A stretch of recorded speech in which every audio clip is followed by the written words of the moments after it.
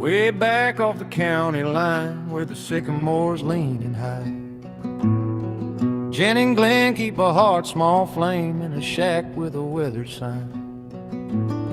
They know the names folks don't say when the beer goes cold and the room goes still. Thornbridge comes up in the dark, even bad men feel the chill. They hear that word and lose their grin. Thornbridge is coming to dig it in. The lies get thin, the nights run short. Every crooked deed heads for court. Thornbridge, Thornbridge, they know your trail.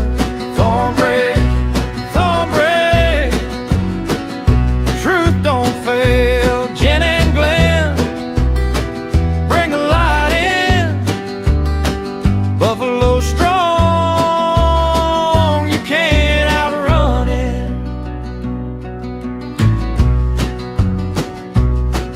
There's a buffalo time from when she was last seen to when she was reported missing, and I know you guys are asking for help from the public. Is there any way to narrow down what time you might be helpful? I know there was a report about a pacemaker dinging like around 2 o'clock in the morning. Is there any way to indicate to people, hey, look around 1 a.m. or 2 a.m. to help them identify what they might have? You know, I really don't want to get into narrowing down the time, because narrowing it down means we could miss some tips and leads. We're working on with the data we've submitted for investigative analysis. We're working to see if that time can be tightened up. But for now, we're going with what we told you earlier. She was dropped off at 9:30, and she was found to be missing at about 11 o'clock Sunday morning. Sure,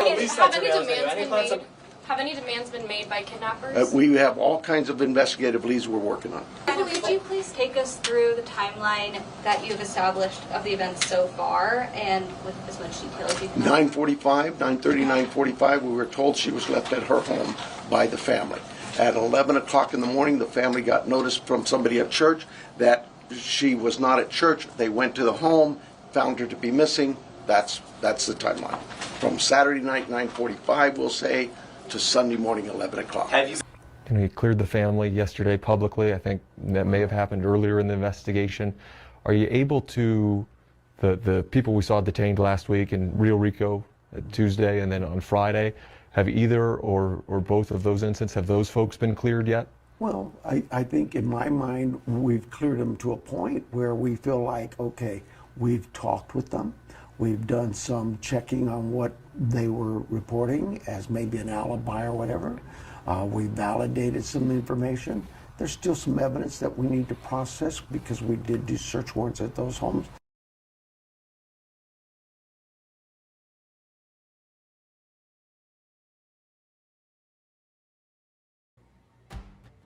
Happy Tuesday night. Hey guys. Welcome to Thornbridge X Unfiltered. I'm Jennifer. This is my husband, Glen. Tonight, we're going to be discussing the questions that a detective can't ignore. And tonight, we are very honored to have Boomer Investigates, otherwise known as Sergeant Glen Moore, retired homicide detective. And we can't wait to ask him some of those questions. Let's get started.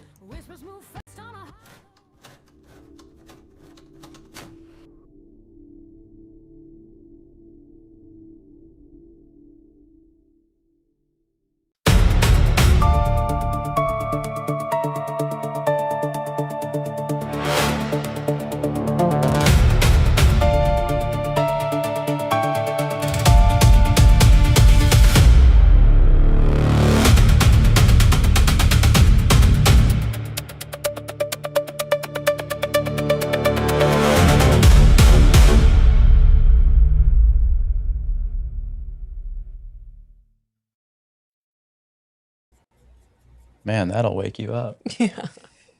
Well, we are so honored to have Boomer Investigates with us tonight. We do have a little intro before we bring him on screen, but I think a lot of us have been extremely frustrated for a very long time about a lot of the questions in this case, the roller coaster ride that they've taken us on. I mean, we can show clip after clip of, they're cleared, they're not cleared, the timeline changes. Then they change. Sort of cleared. Or what did he say? I don't know. And then look, if you're not going to do regular press conferences, you're not going to keep the public up to date. There's going to be a lot of questions, not only from the press, but from your constituents. And I think, tonight it'll be really nice to have Sergeant Glenn Moore. He's a retired homicide detective out of St. Petersburg, Florida. And he has his own YouTube channel. Please go subscribe and like his videos. It's called Boomer Investigates. And we are so honored to have him here tonight. And I guess you have the little intro about his history. So we'll show it here. Here you go, guys.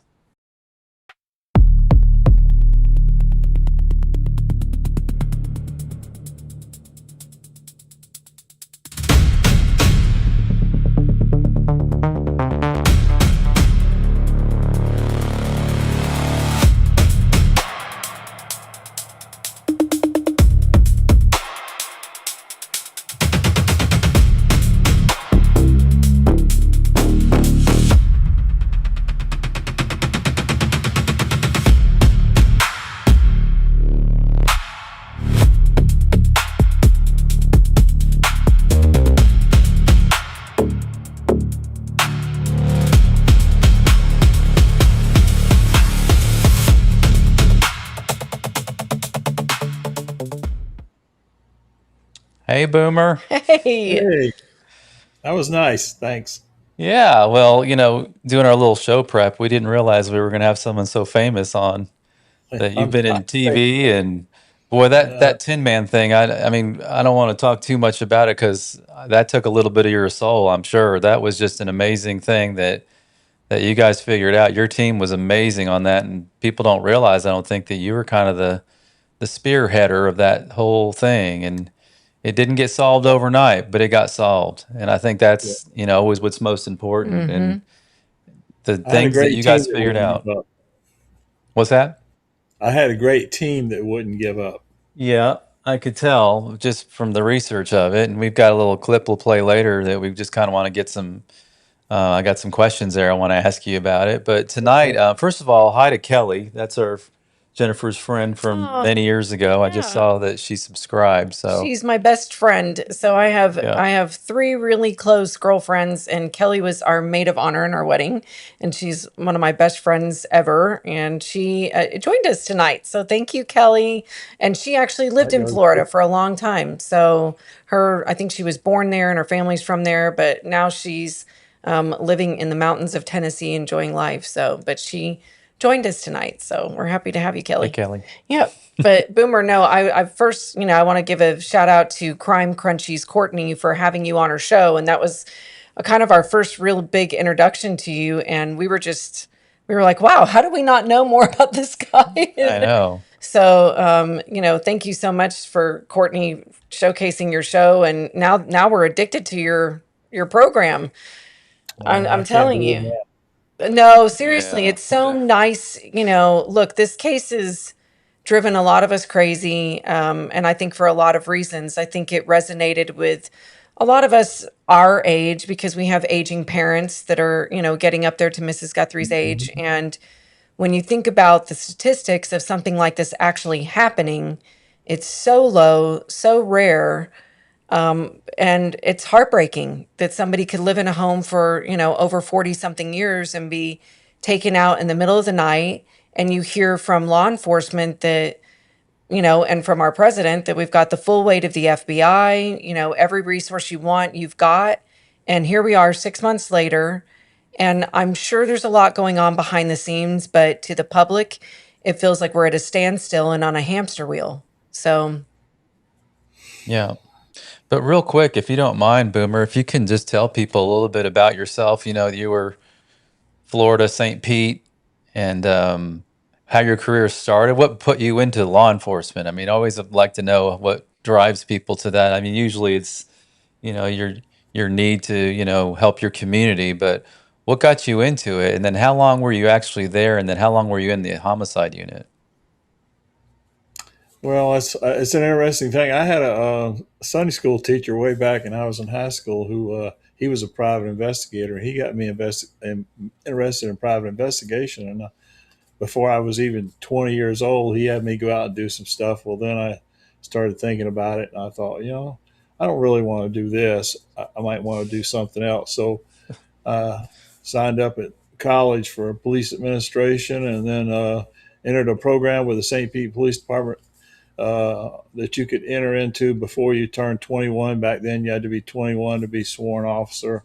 So I entered that program when I was 19, stayed in that program until I turned 21. Then they swore me in, and I became a patrol officer.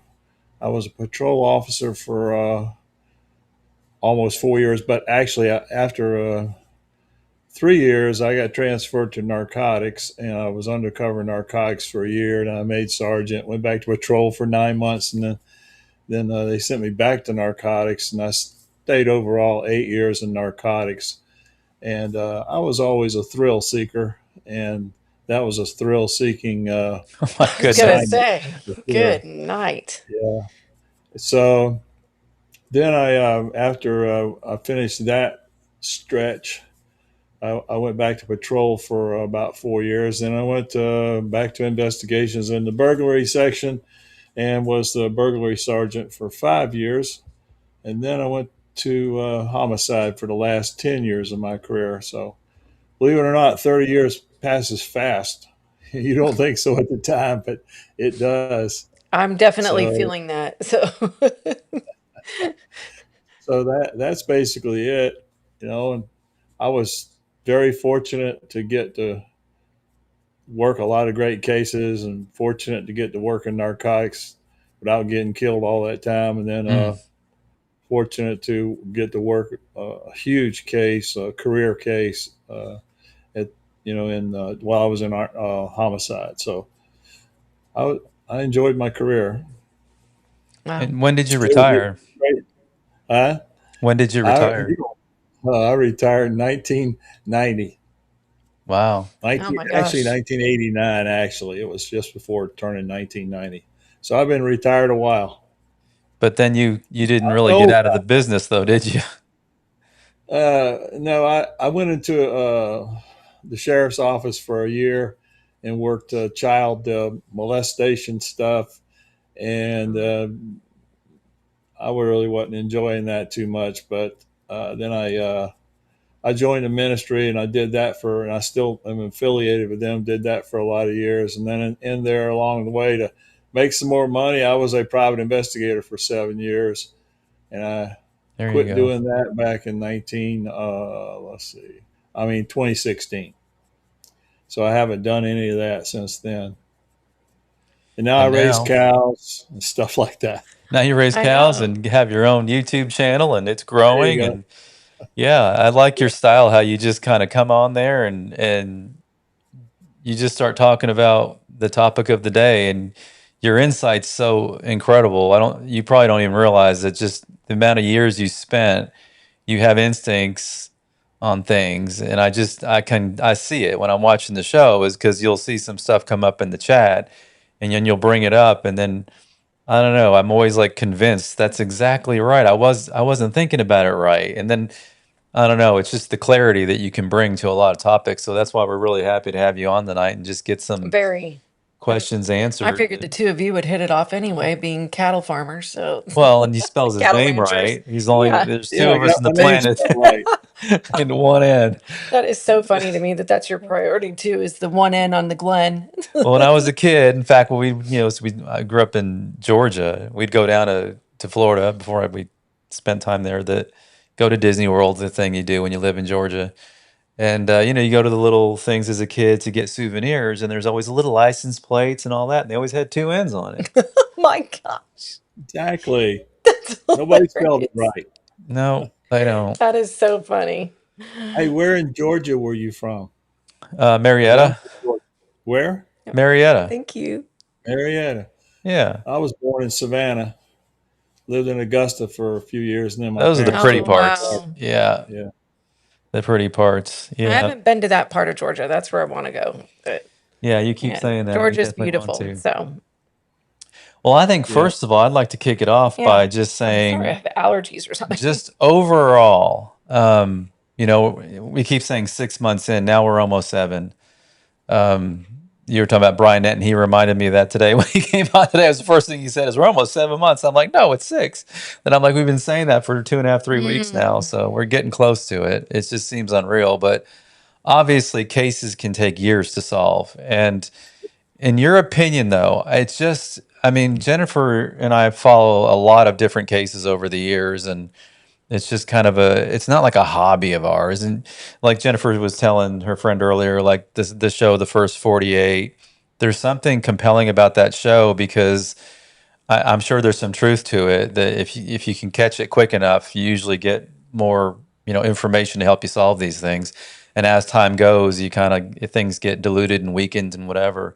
But this particular case, it seems like there's actually some evidence. It's not like there's nothing to go on. We have a picture of the person on the front porch. Now, people are like, well, we don't know has anything to do with it. Well, let's just go with probably does. Porch guy is probably involved, not an idiot. So we have that, a couple of different versions of it. I guess there's 2 split up, a 13 and a 27-second. We got a still from a few days earlier. Now I'm finding out that there's more than one DNA sample. There's DNA all over the home. They've sent the stuff out. They can't say whose it is, though, or whatever. Now the hair came back, whatever.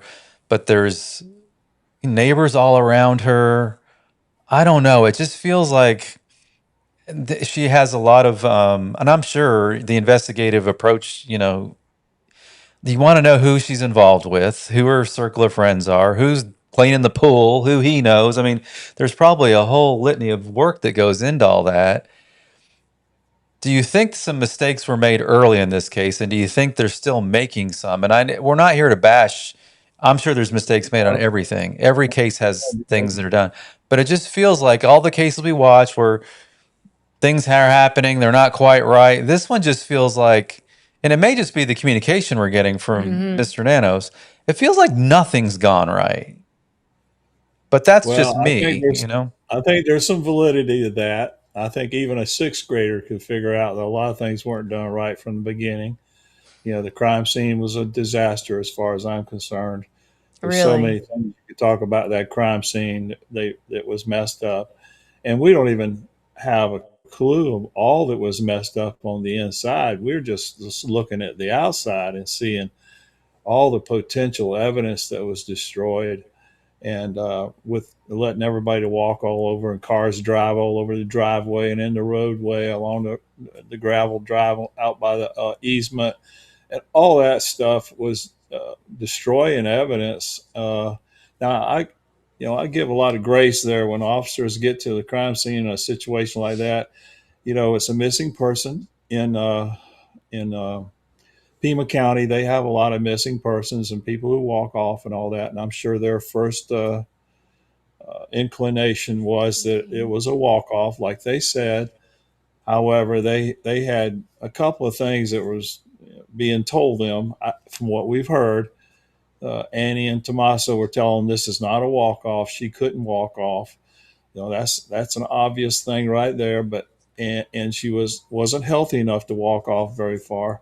And then when you got blood on the front porch and all that, and we don't know what they had inside, there's word out there amongst some sources that there was blood on the inside by the front door and all too. So there was a plenty within an hour or two to figure out that there's something serious going on here, and we need to block off this scene and protect this scene. Obviously, you need to protect the blood on the front porch and all that. So just starting right there, anybody can look at that and see that was messed up, especially if you've watched any TV shows, cop shows on TV. First thing they do is block it all off and protect the evidence, protect the scene. Yeah. I think that's the problem is that you watch all these shows and you take it as reality, but we know sometimes that's not reality. Like you said, they showed up thinking that it was a walk away. Maybe it's not as bad as we think it is, but I don't know. Even his brother-in-law said, let's cross our fingers that it's not as bad as we think. He goes, because we've shown up to, homicide scenes out in the middle of streets that everybody's walking all over everything. And Absolutely. he Been to said, we're those still scenes. able to figure it out. We're still able to get to it, but Yeah.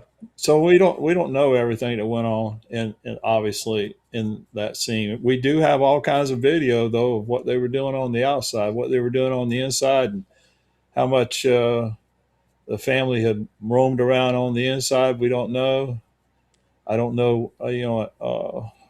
As far as what they did, as far as removing Annie and Tommaso from the inside of the scene, that kind of stuff, all that needed to be done.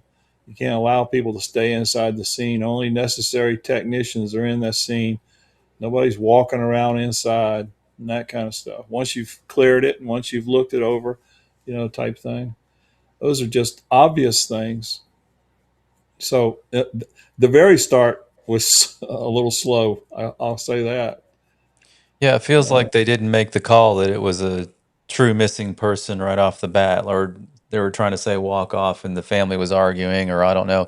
Have you heard obviously we don't have the 911 call. Sometimes people get confused, and I've had a few emails going, can you send me those 911 calls you had? It's the scanner traffic. We have the Right. scanner right after the initial 911 from what we're assuming the Guthrie's called. Then there was the scanner traffic, which was just basically their version of the Bolo alert or whatever going out.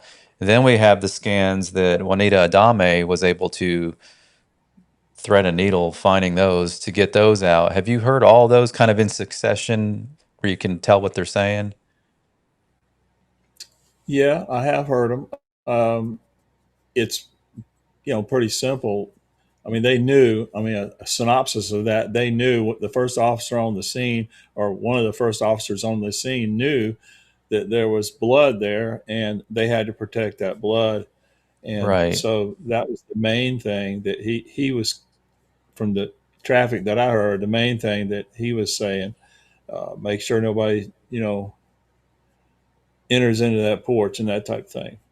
But other than that, the rest of that, I didn't pick up on it. That radio traffic's hard to decipher a lot of times, and I'm I used to think listening to it. I think I packaged it in a way that may be a little easier. Of course, I've had the benefit of when you're sitting in an editing chair, you listen to things 24 times while you're trying to get it lined up and put together. And I Right. just every time I would do that, I would go, "Wow, I can't believe what I just heard." But at the very beginning of it, the first thing was not that there's no blood evidence inside the home, but they clearly said, "Don't step on the blood outside the house." And I Right. listened to it so many times that I forgot actually what it said. Your brain after a while, these things run together. And Jennifer goes, "Yeah, there was something that made me think there was no blood in the home in those scanner calls." We replayed it, and that's what we heard. But if you don't mind, I'd like to play the first one. Is just it's the scanner, their version of the Bolo. I keep forgetting what it's called, but 911 call comes in, and then they send it off to, it's like every department around or whatever, they're all Right. daisy chaining that same information. We don't need to listen to all that because it's the exact same script over and over. But I Right. picked the clearest one out, which happens to be the first one. And then after that, I want to play the scanner traffic between all of the law enforcement officers. And I packaged it where it's captioned and it slows down a little bit between them, but they're all in chronological order. And I want to see if you pick up on anything on that. But first, let's just do their version of the Bolo. Okay.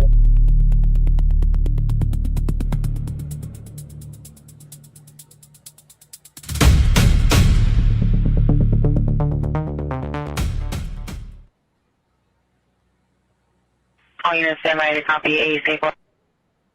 All units copy a safe alert. It's going to be authority from Pima County Sheriff's Office, last name at Skyline Drive in Campbell. Occurred on yesterday's date at 12:15 hours. Subject last name of B. Guthrie, first of Nancy, date of birth 1/27 of 1942, 84-year-old white female, 5'4", 150, brown and blue. Last name wearing unknown clothing description. Subject was not seen at church and family went to the residence, and subject was not at home. All personal belongings, including a 1021 and wallet and vehicle, were still there.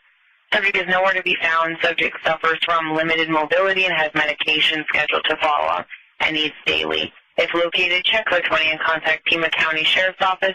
Again, last seen at Skyline and Campbell in Tucson. And a safe alert at 12:35.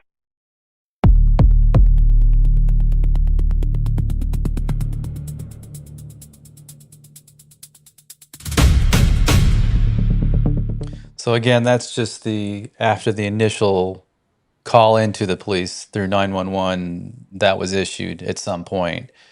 I think they said it was several, like, 14, 18 minutes later or something after they officially said, okay, there's a problem here. But if you were to show up on a crime scene, which you have, and there was you saw what they saw, blood on the front porch. I'm sure they saw that within 30 minutes of being there if they were looking around. Now we keep being told the house was in pristine condition, but then we're told of a watch laying around and a camera smashed and other things we're finding out now. Pristine may be different than what we're thinking. Like for a crime scene, it may have been pristine, but if there's blood on the front porch, the back doors are propped open, she has limited mobility, don't you call that pretty quickly? Like someone took her. Probably. I talked about this the other day on a video or something that probably, I'm giving a lot of grace there, probably within Certainly. an hour, you should have called it. You know what I mean? You've had a lot of information from the family. You've sorted this out. They're saying she can't walk very far. You've searched the immediate area, properties and around, and hopefully you've checked with some of the neighbors and the surrounding area within a circumference of several hundred feet, that she's not laying out there in the brush somewhere. So once you've done all that, you've got this blood evidence on the front porch. Now you've got something. And even the bolo you just read, that's pretty standard issue stuff that they would put out. And there's nothing wrong with putting that out, even if you know that it appears to be something more sinister. You're still getting information out. We're looking for this woman. I mean, in case somebody makes a traffic stop and they had some woman in the car or something, Was it so odd to all you that that's they didn't pretty give standard. her home address? Not necessarily, because they might not want to alert everybody have everybody running over there, Oh, okay. creating more chaos than they already have. Yeah, that was a big question. It gave an intersection and it wasn't really there. So people are like, what? That can't be. And we do I'm have not to sure say where that, that intersection was. Where is that intersection in don't know. relation to her It's address? just north of her house, if I remember correctly. From Okay. my grandparents lived about 10 minutes from her, so I think Campbell is just north and Skyline too. So their intersection. And we do need to say that both of these that I'll play the next one here when we're done here, but they're not officially released audio that says that this is Nancy Guthrie. Now, even though it says it's her and 84 and limited mobility and gives the location there, we're just deducing that this is about Nancy Guthrie. But this is stuff that people have found on their own. It's not been officially released and put out there that this is theirs. Yeah, she wants the disclaimer that it's not official release, but that's the next one. it's, Yeah. Well, it's only right that you put it out there. They didn't have an absolute on anything at that point, but they wanted to get the information out there.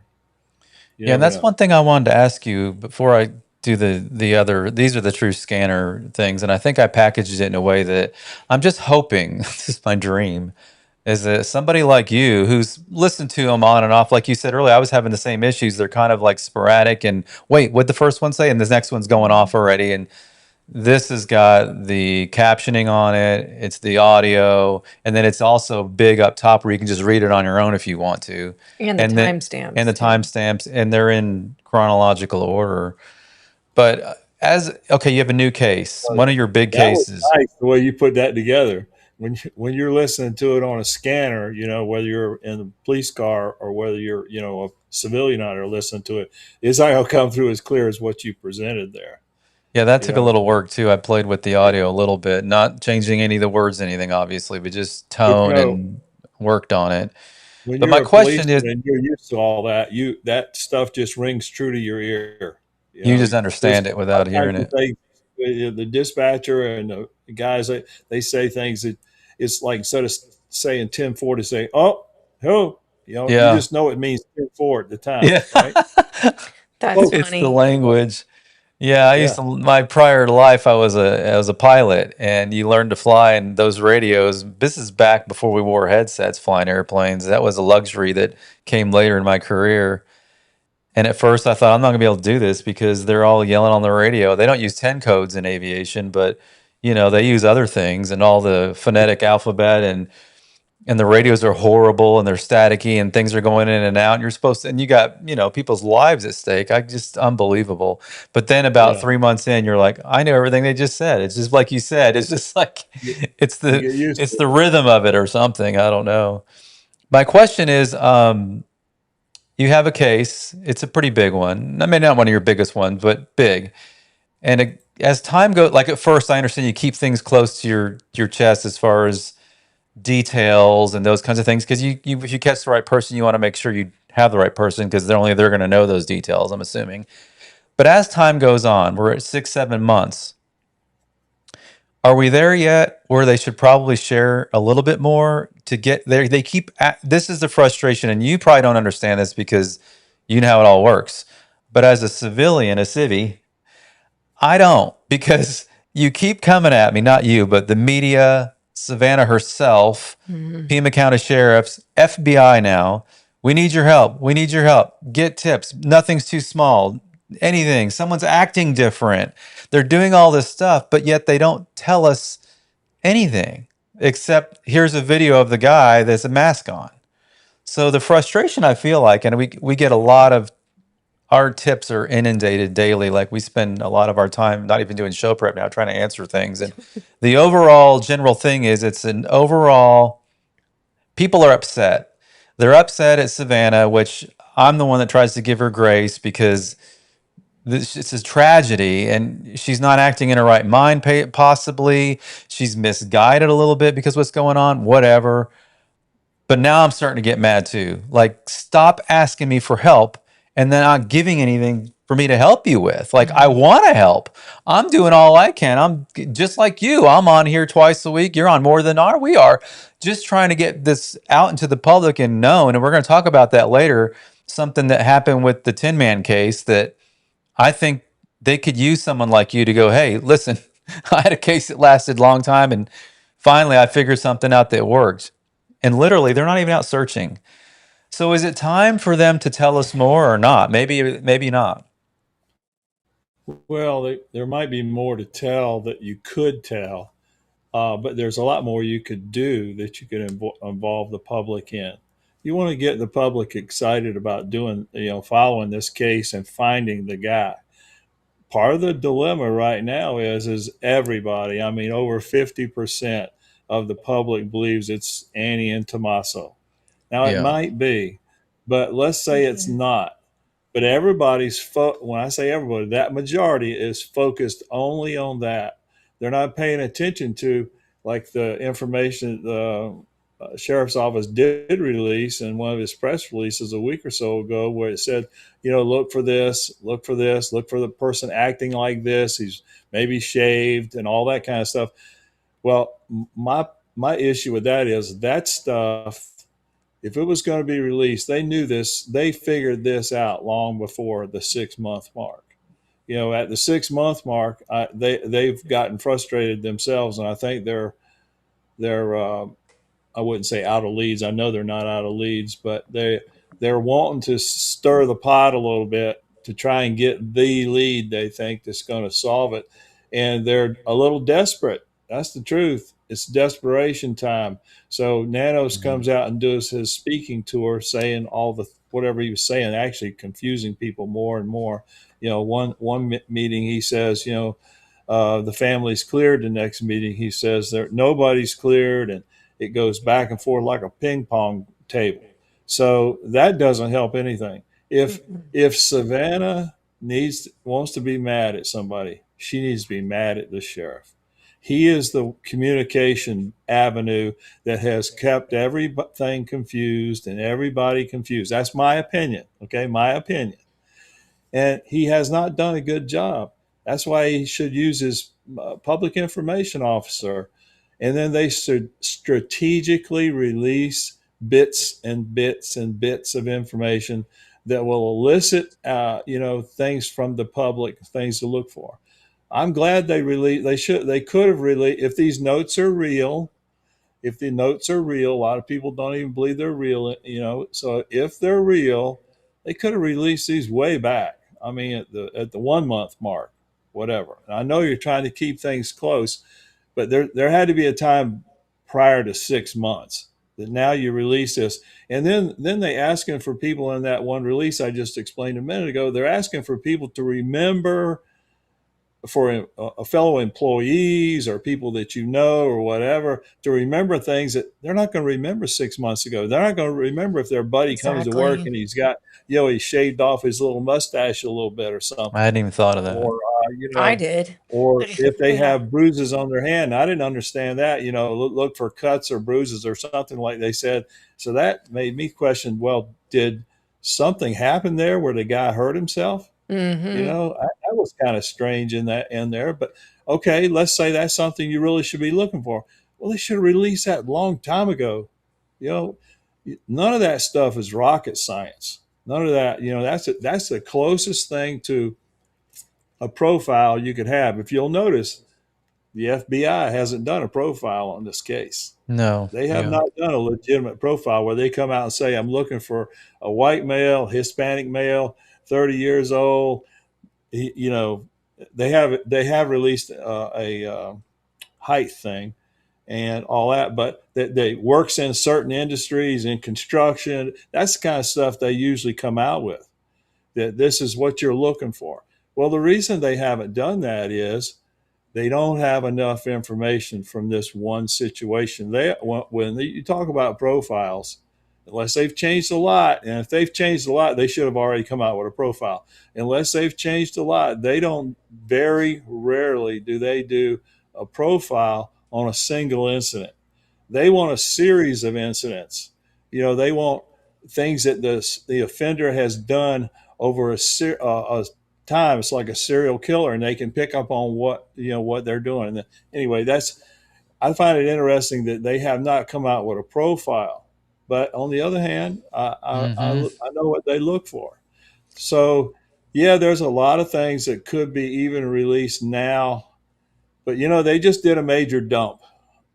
When you do a major dump like that, now you got to back off a little bit and see what happens with that major dump, if that makes sense to you. Yeah, I know what you mean. So, I don't know what else they could release. They should not tell you about every time they've submitted new DNA or anything about the DNA.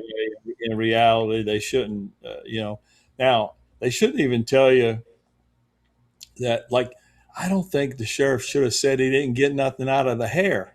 Yeah. Even if people are pestering you about it, you oh man, He says it's a like, lot of why things did you tell him that? So there's certain things like that you don't want to say, but yeah, there are things you can say, because one of the things I learned on that one case is after a team of us went to FBI to get a profile. One thing I did learn is, and one of the things that they stressed is, when you go back, get this in the media again. You want the people involved. So I went back and I did a dump of way too much information. The press couldn't even write it all. So I learned a lesson on that one, which is you got to piecemeal it out, because the media always wants something new. You can't give them the same old information time after time. They want something new. So you learn how to strategically release information so that you keep everybody involved and you keep the citizens involved. It's not just the media. I don't care about the media. They're our communication, avenue to people. It's through the media, either television, newspaper, or whatever it might be, internet, all that. So that's the way it's going to probably get solved. And that means somebody's going to, pimp out on their boyfriend or something sometime in the future, only because you keep pushing it, keep pushing it. If you just we're already at the 6 month mark, and as everybody can tell, it appears to be getting cold. It's not cold yet. There's plenty to do. I guarantee you they have not run down all those leads. So they need to go back now and resort through those I leads. like But hearing anyway, that. if you get out to a year, you're going to be cold. It's going to be cold, So Well, something I thought was interesting was that, when I called the FBI and talked to them and left, the tip that I had heard from the lady from Mexico, because we hadn't heard right. anything like that in any news source. And his brother-in-law, for those of you that are joining us tonight that don't know, Glenn's brother-in-law is also a retired homicide detective of 20 plus years from Kansas City. So we kind of bounced off of him. And he's like, look, you don't know what the FBI knows and doesn't know. So, go ahead and give him a call.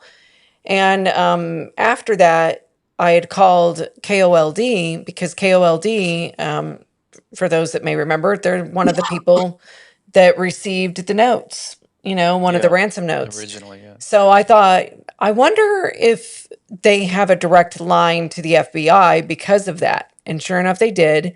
And she told me she would take the information down and give it to their FBI guy, their agent that is out of Phoenix. And she said that he's, in charge of this investigation or one of the people involved. And Right. I asked her, did you give it to Pima County as well? And she said no. And I said, oh, why? And she said, well, they're not in charge of the case. It's the FBI. And I said, I'm so confused. We had just heard, at that point, we had just heard Kash Patel say, we're in an assist position. We've always been in an assist position. And she goes, yeah, we were a little confused by that as well. The communication that we have is the FBI is completely in charge of this case. Any information that comes into our station in regards, to the case goes directly to our FBI agents. So I kind of questioned her a little bit on it. And I said, look, I'm not questioning you. I'm so confused. She goes, we're confused too. Well, then, since I've made that statement on our show, we've had emails, comments. No, the FBI is still saying that they're assisting. Second position. And what's interesting is, I guess, the new federal, I guess, what is he? Is he the new attorney general? Oh, yeah. Yeah, so he came out and somebody was like, one of our viewers said, he even said that Pima County is in charge. So I went back and listened to it, and that's not what he said. He said it was very strategic the way the wording was. It was, look, would it be appropriate for us to come in and use, hard elbows in this case? That's not what we're going to do. We're here to assist in any way we can. And if that's with evidence, that's our job. We're here to make things go smoothly. It feels like it's a political smooth over to not piss off Nanos. And even Nanos early, I mean, it's been, about a month ago now. I think he said in one of the investigations, I'm not talking to the Guthrie family. You can tell that, you can ask that to the FBI. And we were all like, why is he telling us to go to the FBI? So my understanding from KOLD is she was very definitive about it, that they are in charge of this investigation. That's what they've been told multiple times. And even the way Kash Patel in a recent interview said it, he said the sheriff has a right to run his own investigation.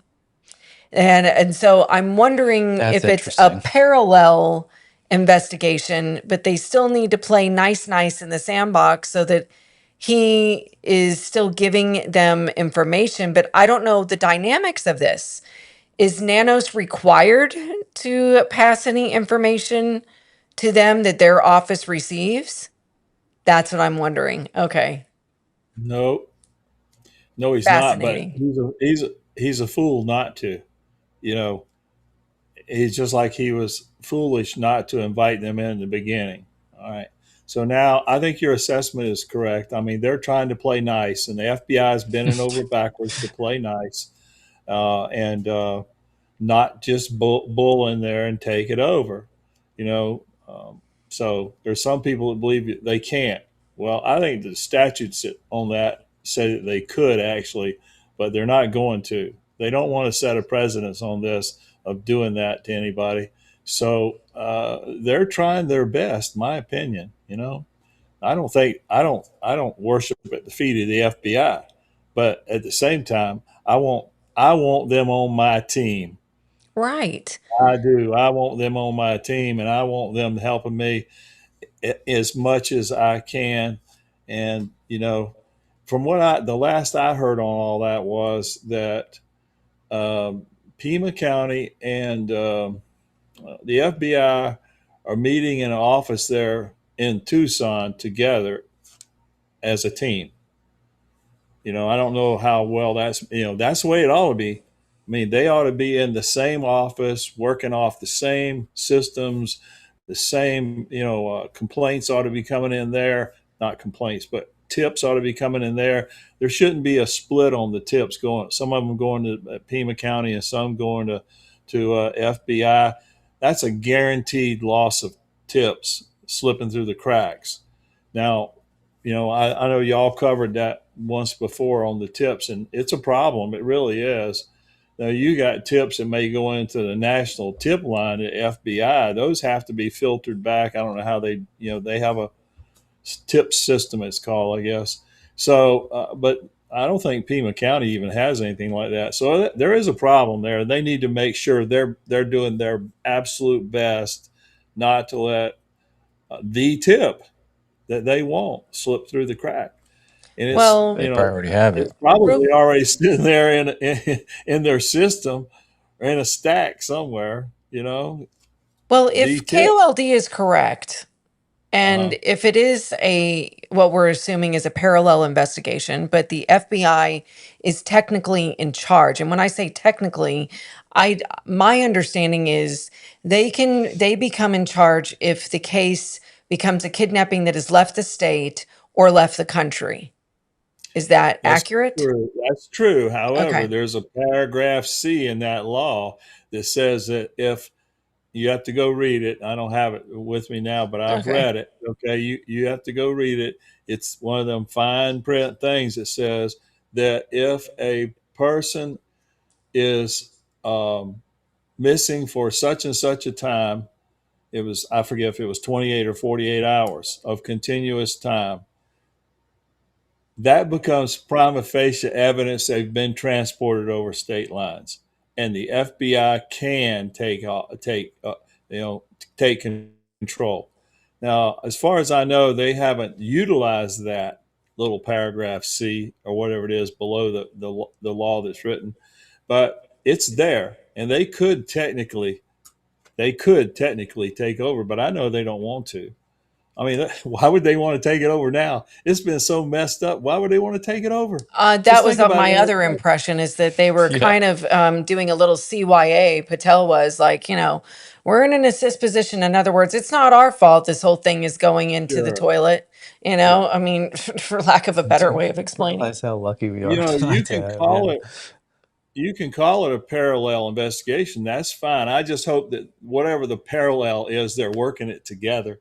It's a Yeah. together parallel, if that Well, makes sense. I think if You you had a know, normal person with a normal ego that was in check, Yeah. that would probably be the case. It just feels because like, when it comes down to it, it's probably going to be a state charge if she's been eliminated there and never went outside the state. It's probably going to be a state charge. It's Yeah. not going I to be could a see federal that. charge. So that's why he's still going to be in charge. Now, if they took the body across the border like your one lead said, then that changes everything instantly. So well, and I wondered about Colella, I mean, Thank you, Paige. thank you so much. Yes, I know his We're so experience, lucky tonight to have these absolutely answers. unprecedented for sure. I think, my question is if Colella came into play and we know that he is, if it's found out that, you know, I don't know. Juanita put out something the other day, which I was like, I didn't have time to check it out, but I couldn't tell whether she retracted that or doubled down on it. But it sounded like she found information that showed that his because what the public hears in timeline wise is not necessarily the timeline of when it occurred. So she inferred that his ransom note, that they're calling it a ransom note, but to me it wasn't a ransom note. It was more of a statement of, did you get the Bitcoin? We're waiting on our end for the transaction. She implied That that was interesting. that his text message to A&T came in before the public knew that Bitcoin was part of the note. Yeah, his Bitcoin reference predates anyone knowing that there was a ransom note. That's with what she Bitcoin. implied. I haven't had a I chance. I think saw she's that still looking at also. that. I saw that also, and I did some checking on it, but I'm not sure that that's correct. I Okay. think the call and the text messages may have came in on the 4th to them. Now I wouldn't swear to that. Okay, but And we knew on the 4th that Bitcoin was part of it? yeah. Okay. Interesting. That's why she said So she was still investigating it. it's a Now, little confusing.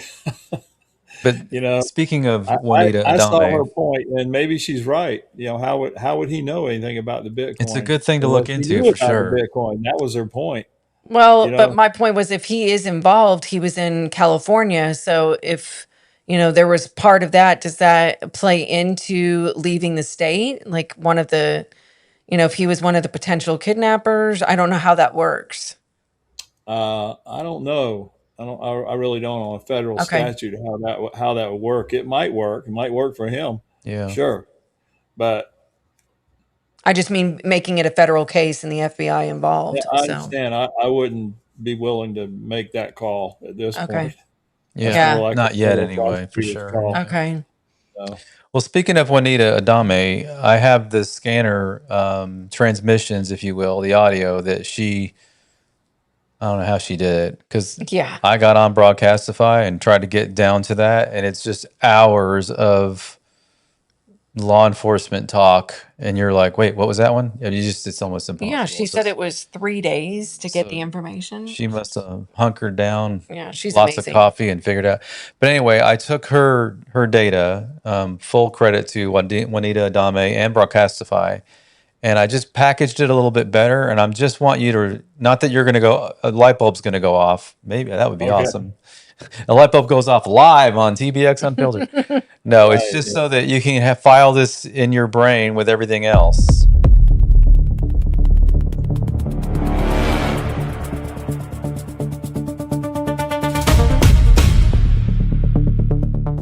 Hey, can you check for any transports or hospitals, please? I'll be 1060 the missing person as well also. I texted everyone that's working a OLN photo over. After you've checked the property thoroughly, let me know if you want to get search and rescue involved. 17. If you want to stick to the neighborhoods northwest, 842, you can take the southwest, and I'll stay on the east portion on Campbell neighborhood. Try not to disturb any of the items in the house. We're getting a hold of a scent tracking dog, so try to stay away from the flood outside and anything inside the house that could hold a scent. Copy. Can you start checking any adjacent properties to see if anyone's got cameras that might be facing this way? Family here does not have access to the cameras on the property. Team inside, they were able to get into the phone. Also, Kane is here. Negative, Jane Doe is on all the local ERs and hospitals. 10-4, thank you.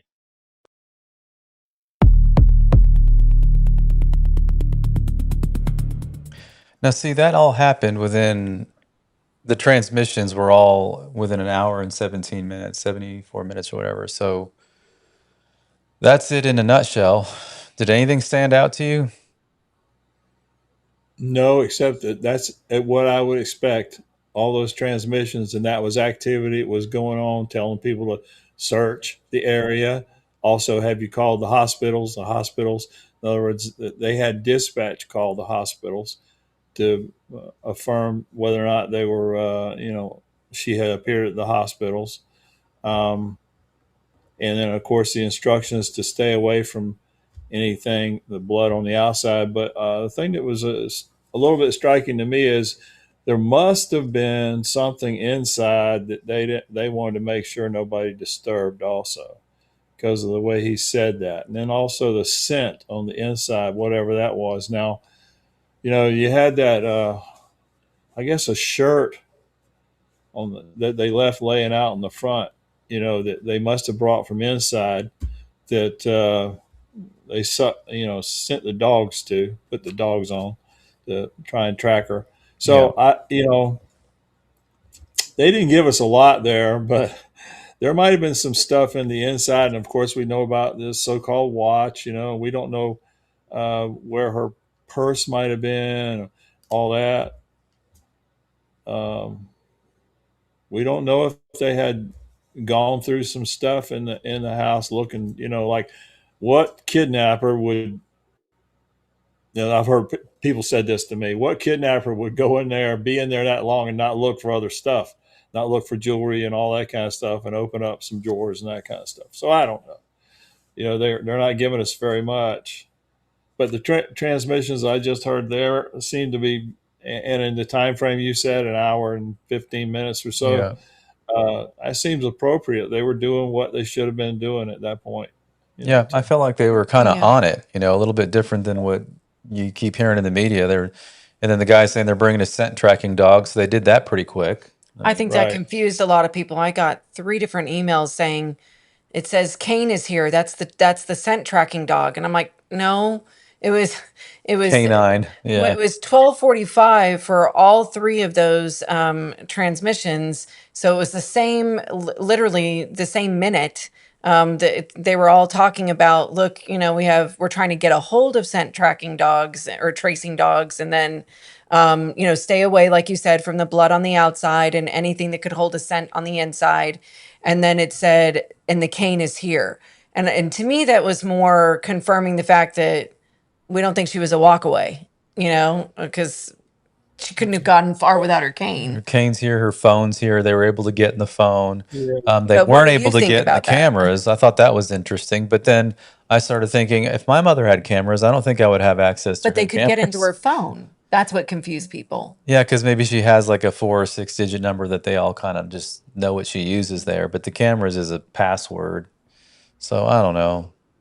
Yeah, that is Well, weird, I her guess. cane was there as an indication she probably didn't leave, walking on her own. So, but the fact that they're calling in a scent dog, they're covering all their bases. So as far, they're used to in Pima County, if you look on their X page, if you go way down, you'll see they have a lot of missing people reported, older folks who wander off and stuff like that. So they're pretty used to that. So I think their response to that was fairly good. Now, as far as I heard, they were figuring it out. So by 2:00 or so, the homicide detectives were there. Yeah. Probably not because they knew it was a homicide, but because when you got something like that who do you call? You call homicide because there's a suspicion that something bad has happened and we have blood and it's an older woman and all that. I don't know if Oh, they have somebody just missing said that persons Bob people. Gilliam is in the house. If that's true, that is so awesome. And thank you so much. We love you, Bob. So you know who Bob Gilliam is, Knows his right? stuff. What's that? I said Bob knows his stuff. Yes. No, I know. For Glenn sure. Glenn always calls him the voice of reason. So Yeah, he Yeah. is. yeah. I think this case, it's just that's what we're all searching for. And I think it's funny, even my best friend that joined us here tonight, that we were just talking about it, and she and I are very similar personalities. It's the justice seekers, the truth seekers, and we don't mind listening Oh, to. there he is. Yeah. Hey, Hey, Bob. thanks, Bob. Awesome. So thanks so much for joining us. Hey, Bob. I just Jen, we have Bob and Boomer. I know this is incredible. What is What happening? did we do to deserve this? I don't know. I feel like I should get a star on my notebook or What's something. interesting is it's 6 months. I don't mean to interrupt you, but it's been 6 months of just having to come down into Yeah. our studio and painstakingly try to find answers to questions. and Boomer just answered 3 or 4 that we've just there. Who do you call? You know what I mean? You need a guy like Boomer who's done it so long. I mean, Boomer, you're like one of those guys. You remind me of someone else I know that you don't even know what you know. Like it's just you absorb things in life, right? By a career that you've had, a career well served to the community of St. Pete. And now you see things and you call it like it is, because my brother-in-law did the same thing. Like we thought, well, the crime scene being returned like that was ridiculous. And his thing was, he was the same way. It's like you got to give him some grace, because Kansas City, we can process a crime scene in about 8-9 hours, even with Yeah. blood evidence. And you do not want to hold a crime scene, because the liability of holding someone's property, now I got to put an officer on it, I have to protect it, and all the things that go on. And the longer that goes on, the more liability they have. So having it for only a day or two, that would actually make sense. So, I felt like there are a lot of things, and we try to be that channel where we're not. We just don't want to sensationalize things that don't need to be sensationalized. We don't want to bring up things as fact that aren't. And it's a dicey trail that we're on, trying to do that, because we get caught up into it too, because we're not former law enforcement officers. There's some channels out here you need to go watch if you want to see that. One of them being Boomer 10231, Boomer Investigates, because he just tells you the facts like they are. And that's why we love having guys like you on and other experts, just because, wow, it's so quick to get the answers that you're looking for. Like, Well, and to get things cleared up, even his brother-in-law said to me when I was, bugging him at his daughter's graduation, I was like, we're Brian, insufferable a give little on me this. 5 minutes of your time. And, he said another thing that's really important to remember, and he told us this, in May, was there's usually, 3 to 4 crime scenes. So, where Nancy left was crime Yeah. scene 1, so they could have processed it pretty quickly. He did, quip a little bit. Looks like it was amateur hour, just from the little things that I showed him. But he had a little bit of confidence that there could have been enough garnered from that scene. Having said that, he was like, look, crime scene 2 is going to be the car.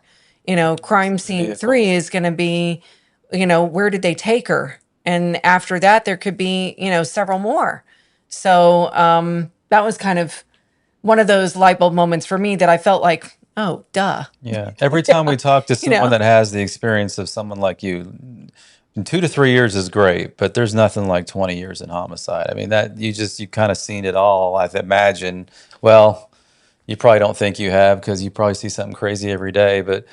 And I've read books before, and I know it's like every case that literally it takes a little bit of your soul away, and you have to compartmentalize that, or you'll just go crazy the rest of your life. And in fact, my brother-in-law, I mean, he'll be the first to tell anybody that the last 3 or 4 or 5 years of his career, he moved out of homicide into just a white collar crime kind of a thing, to kind of decompress before retirement. I think Yeah. that's probably what all guys should probably do, honestly. Yeah. You can, and then maybe step into that interview room when they need you here and there, just to kind of, I don't know if you want to do that, but I can't imagine doing that day in, day out for decades. Well, what do you have next? Can I ask him one more thing Well, yeah, that I I was just, thinking about, or do you yeah. have something specific? Well, it's just, I wanted to get into a specific case that he worked on that Okay. I'm sure he Do you gets want to do asked a that lot, now? but no, we got plenty of time. So one question I have, and I think I kind of alluded to that, was there was a lot of flames flying around of people being hopping mad that, what happened with the YouTubers, the live streamers. And I think we have Alex in the house tonight. He was one of them, DeJuice. And then we also had Damien, 857. So that, got into trouble out there. And one of my theories, and I was trying to, I try to be a little more logical than emotional when these things happen, and just try to think like, what would the reason be for something like that? And one of my theories was that, what if this perpetrator is having flames that are being fanned by, in other words, they're obsessed with their craft. They want to see the scene. And if the obsession is being fed by these live streamers, constantly showing it day and night and discussing it, and it feeds this obsession of wanting to see it. What if, FBI does have a profiler? Maybe they do have somebody behind the scenes that they're not, really talking about, that have said, I think we need to cut this off. I think we need to snuff out the constant live streaming, get them out of there, because I'm wondering if that will bring the perpetrator out to then, go nuts and have to see their craft in person.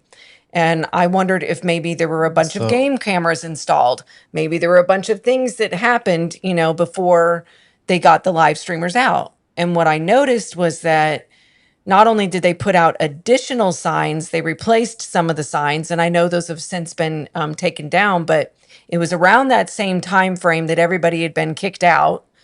And then we see all of a sudden neighbors are turning into the live streamers. By the way, FBI is now canvassing, oh, thank you so much, Bob.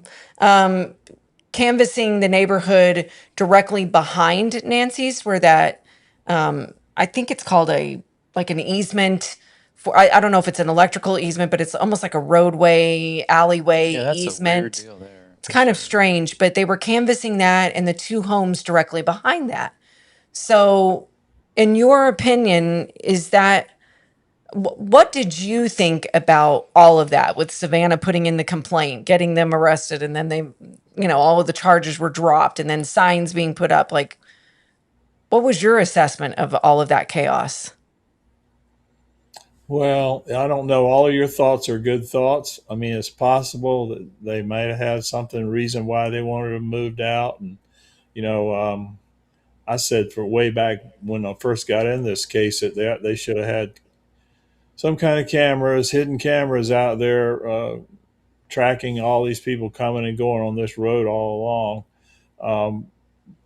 So, and if that was the reason why, to get people out of there so they could come in and install cameras or something, fine. If it was, it, I thought the streamers were doing a service myself, as far as keeping Absolutely. it going and keeping the whole thing alive. I mean, that's how I got involved. I first started watching streamers out there, so, and that's where my interest originally came from. So I think a lot of people are interested now. The more, I personally believe, the more people you have interested, the more chance you have of getting this thing solved in the end. Now, as far as your thoughts on what they might be up to, it's possible, and it might be that they were wanting to Thank you. stir up something to see if a guy comes by or does something. I don't know. Now, as far as them being out there, I think right after you said some of that on maybe on one of y'all's shows or something, and Mm-hmm. they put they put some more signs. They exchanged the signs or whatever, and they moved the streamers out and all that. And then all of a sudden, the FBI is back at the house, and the FBI's and I everybody's was feeling thinking, very smart for about something 24 hours. something's really coming down, right? Well, I didn't personally think that, but I thought, okay, they cleared them out so they could work. If you remember way back whenever the FBI and the people doing canvassing out there, the FBI guys doing canvassing, they don't usually do canvassing like that. It's usually regular patrol officers that do all that kind of stuff, or detectives that do that. Anyway, the streamers were following them right along, right next to them, and all that kind of stuff, and that kind of gets on people's nerves and prevents you from doing certain things. So if you cleared them all out, okay, now we can come back and do a good neighborhood canvas that we want to do under Yeah. our control. All Mm-hmm. right. And I totally agree with that. That's one of the things I had on my list of things that they needed to do was redo a neighborhood and actually widen it out. Now, so, because you don't know what people have thought about since the first time around, and we don't even know that they got all those people canvassed.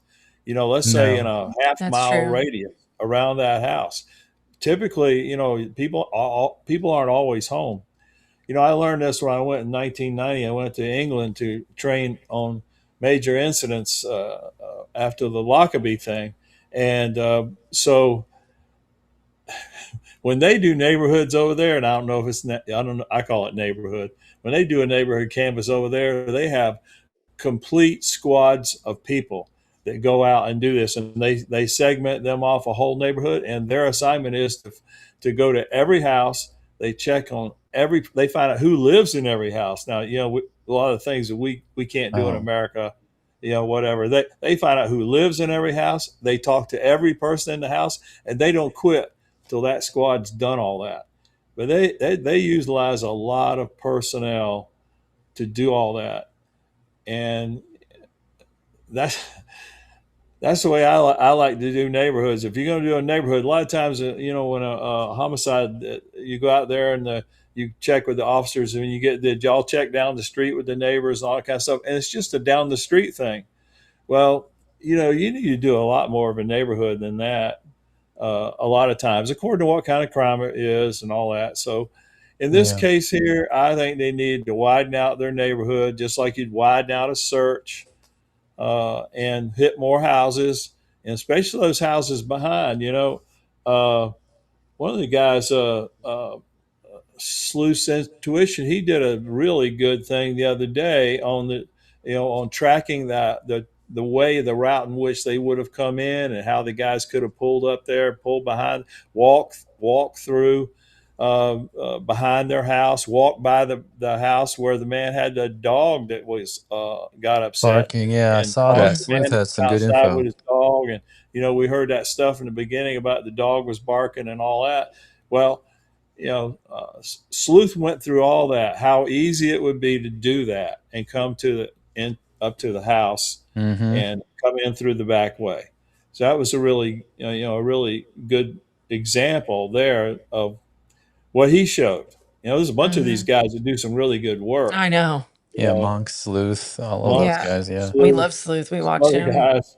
Yeah, I don't know if you saw. Did you see that Sleuth? I think it was yesterday. He found the exact same jacket, the one, Yes. and he bought I it. did see that. Did you see Yeah. that? Mm-hmm. I didn't And it's realize all this apparently a time. rare jacket is what he was saying. Yeah, So I was looking for a gray jacket because that's the way it comes up on the thing. I don't know Right. what was wrong with my head with that, but it's a black jacket. Yeah. And anyway, that was really good that he figured that out and bought one, and then I guess he's got the real backpack too. So Yeah. I'm still questioning the anyway, backpack because I don't see a I think logo a on it. big neighborhood needs to be done, and that's what they're going out there doing, I guess. Thank you for You the need to really jewels. talk to those Thank you. people. Yeah, I wondered about that. I think, part of me wondered, like I said, if they were putting up, not even just to putting up the cameras, but eliminating the amount of traffic that was coming through that was looky-loos, so that the only traffic that was going by the house would have been delivery people and people in the neighborhood. So then they could really see who was coming by and if anybody was lurking. But Yeah, let me inject something here before we get off of this. Yeah. We're talking about Sleuth and Monks and all these guys, and just the research we did 2 weeks ago. We spent a few days on this to find out, because we're just the average consumers, Jennifer and I, and we've noticed now that all of our normal shows and stuff over the last few years, actually, I watch reruns of Frasier. That's my thing. I don't watch anything that's on TV now. Tracker every once in a while. We watch 48 Hours in reruns. Almost everything's on YouTube or something like YouTube. So I think that what may be happening, this is probably just, it's a transition period right now. It's like, and I said this last episode, it's like when we started using Uber over taxi cabs. We're starting to use Uber over taxi cabs, in that we're starting to understand that social media and people like Boomer and the Interview Room and Sleuth and Monks, and we're trying to be there too at that level, just giving out the facts. This is where people are coming to now. In fact, Jennifer did a lot of research for the actual data. I couldn't find it. She figured it out. She found it. We're at 57% now. People find their news on social media, most of that on YouTube. So to tell the YouTubers, or what I like to call the member-supported programmers, to There you go. basically shut your mouth, stop talking about this, don't No, this is where Exactly. everybody's coming now. They're not going to NBC at 10 o'clock at night, and no one's going on at 6 o'clock watching the news anymore. In Nope. fact, Juanita Adame, she is a news person, and she's the one that kind of told us that too. She doesn't feel like people come to the 6 o'clock news anymore Yep. like they used to. It's not like they're going anywhere, but we're all hopping on the Uber right now, and it's getting more and more that way. And I think eventually it's going to be a number that's, almost everybody. And then I started thinking that's what we find shows on YouTube. We watch Yeah. Patriot Exactly. Pride, Big we City watch Boomer, we Crime. watch Interview Room, we watch Sleuth. Big City Crime is one of our new favorites. I mean, you've got Big City Dan on there, and Yeah. Maureen, and then Yeah. Tim, and is it Wade? I can't think of the other guy. Wade. Yeah. Anyway, and then Bob's on there too sometimes. So We keep yeah, waiting that Boomer's going to be on those shows, and we're not going to have our Boomer show. It's going to be part of theirs or something. No. well, but I love that we have those resources, and I think people are hungry for that. And one thing that Juanita pointed out, to Glenn's point, was that on a regular news segment, when you're talking about something like this, Nancy Guthrie, it's 1 minute and 27 seconds. So Right. give us your quick point. Get to the point. Yeah, you're from 10:33 to 10:34, Yeah. go, and then that's it. And Well, people we are can like, sit here and banter and get real things wait, done. I've got a question, and so yeah, anyway, we're grateful Anyway, I for didn't all mean of to you. digress. It's just they need to stop telling us to shut Yep. up, and they need to start embracing us, because we are where people are Exactly. getting their information from now, right or wrong. Exactly. And I understand there's a lot of mess on these social media channels. There's a lot of mess. There's a lot of AI stuff where it's not even real and it looks real and all that. That's going to work Right. itself out eventually. But when you find a channel that you can trust the people. Jennifer and I have Right. our 7 or 8 shows that we watch. We trust every one of them. Interview Room, Yeah. Criminal Network, even, and all those guys. JLR. I mean, he's on the scene. You can say what you want to about him, but man, the guy's on the scene, man, and literally, he's there right now. Hardest, Like, yeah, one of the hardest he had the workers. neighbor of somebody that's one of the big players in this talking to him. A&T, yeah. So it's just like you're not getting that from the local news station. No. And And the streamers, to your point, Boomer, I think there's a lot of families. In fact, we've had some that have reached out to us that are like, I would give anything to have those people in front of our house. So, Exactly. Exactly. that have missing children, missing family members. I want that attention. So it's been a little off-putting to hear directly from the family that anybody that's making money off of this case and sharing my mother is the same as the perpetrator did not go over very well. No. So, like No. us or hate us, this is where people get their right. information from now. So maybe you should help us get more accurate information to help spread the word. I Correct. mean, Jennifer and I, we're right around 5,000 subscriptions, but we've got And almost a thank you, million. everybody, by the way, for Very liking and much. Please subscribing. like. We If really there's people, appreciate just it. hit that like button right now, please. It helps us so much. Like button, subscribing, all that. And It's just subscribe to Boomer. that Yep. does more. Oh yeah, definitely. We'll give out that. It's actually getting the scroll right now. But yeah, I mean, just my goodness, it's just a different world, and I don't think people are quite understanding it yet. But I'm glad you said It's the that. new And it's the new media. This Yeah. is the new media. They better catch on. This is it. YouTube's going to be it, or something similar, and it's not going to be the legacy media. Even cable channel like CNN and Fox and everything else, they're going to get left in the shade if they don't watch out. Yeah, and they all have like YouTube channels, but you watch Yeah, them and they it's do like, anyway, right? yeah, and Yeah. they're not that good. It's like they're not spending the time on their well, I will social tell media you, one of channels. the people I interviewed to ask if they would come on our show and graciously has agreed, said that they actually turned down an interview with News Nation, and I won't say who the guest is. And I said, "Are you serious?" And I said, "Well, I feel honored." And I said, "Can I ask why?" And they said, "Because they wanted to script my answers." I went, Oh, "What?" And they said, "Yeah, the But we don't first know. I mean, producer." Well, I mean, this is a pretty reliable source. They said that one producer called, then a second producer called and said, "I'd really, appreciate Peggy. it. Hey, thank you so much. If you'd say this, or can you say?" And he goes, "I'm sorry, I don't work that way." no. Yikes. So anyway, so we appreciate, being able to have you all on here and be able to say, what you want. So do Well, you have yeah, a segment and to, for as long as you need to get your thought out. I think usually right? on the news it's like da da da da, and then they're gone, and you're like, what just happened? And going back to like, can we at least get some pressers with Nano and all the media like it was the first one when he did? And I mean, he said some things in there that made us question things more. And then he's doing like you said, he's on the tour now or whatever. I actually went back and found Tour. on his first tour. He's like on third tour now, but on his first tour of just individual interviews with people, he sat down with NBC. I got to find that. I'll actually have that for the next time we're on. But he literally explained. The person said, "So why are you just doing individual interviews now? Like I don't mind because I get you one-on-one, but isn't it easier just to answer the same question to everybody at once?" And he said initially, they had the first presser and everything kind of went okay. Then afterwards, he said that all of a sudden the phone rings and somebody's wanting an interview. Then another person's wanting an interview. And the second, third, he said it got up to about 400 requests. And he said, yeah, we're just going to have to do this all of the people at one time. So they had the big presser or whatever. And then since then, there's been no more. And so the guy's like, yeah, but now you're doing the onesie twosies. And he wouldn't answer it.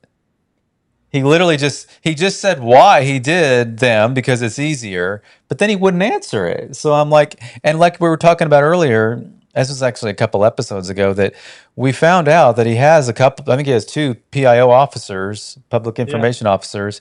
They're apparently really good at their job. I haven't found anything that they've done in previous, incidences where they've needed them, but apparently they're pretty good. I don't even know if they're men or women. But wouldn't this be like the career changing thing for them to have a case this big and be the PIO officer on it and get to show I everybody think what so. your work?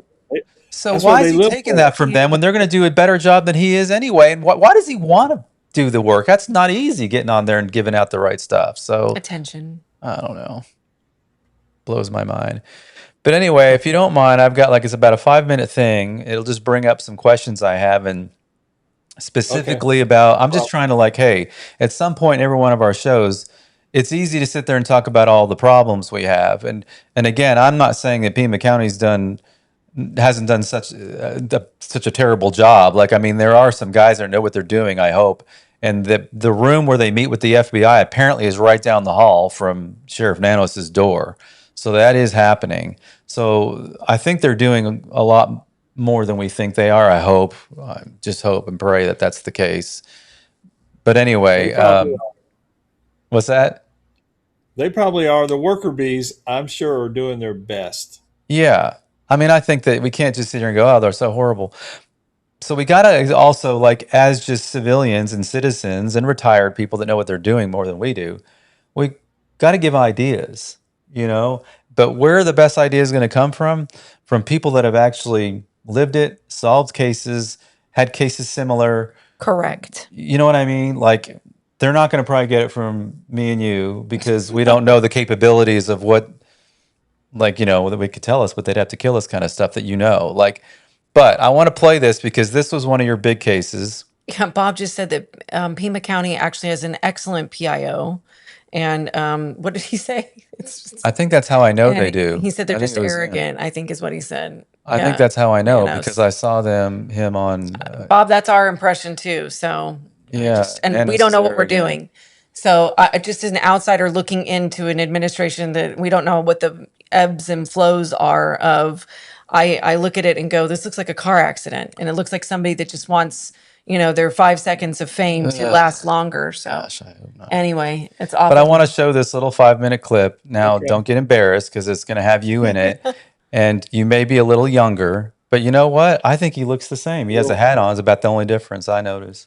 Yeah. So we'll show this. And then I've got a couple slides of some things I think that they should be doing, but probably not. So I want some clarity on that. But if everyone will just stay tuned and see if you can pick out Mr. Glenn Boomer in there, Sergeant retired.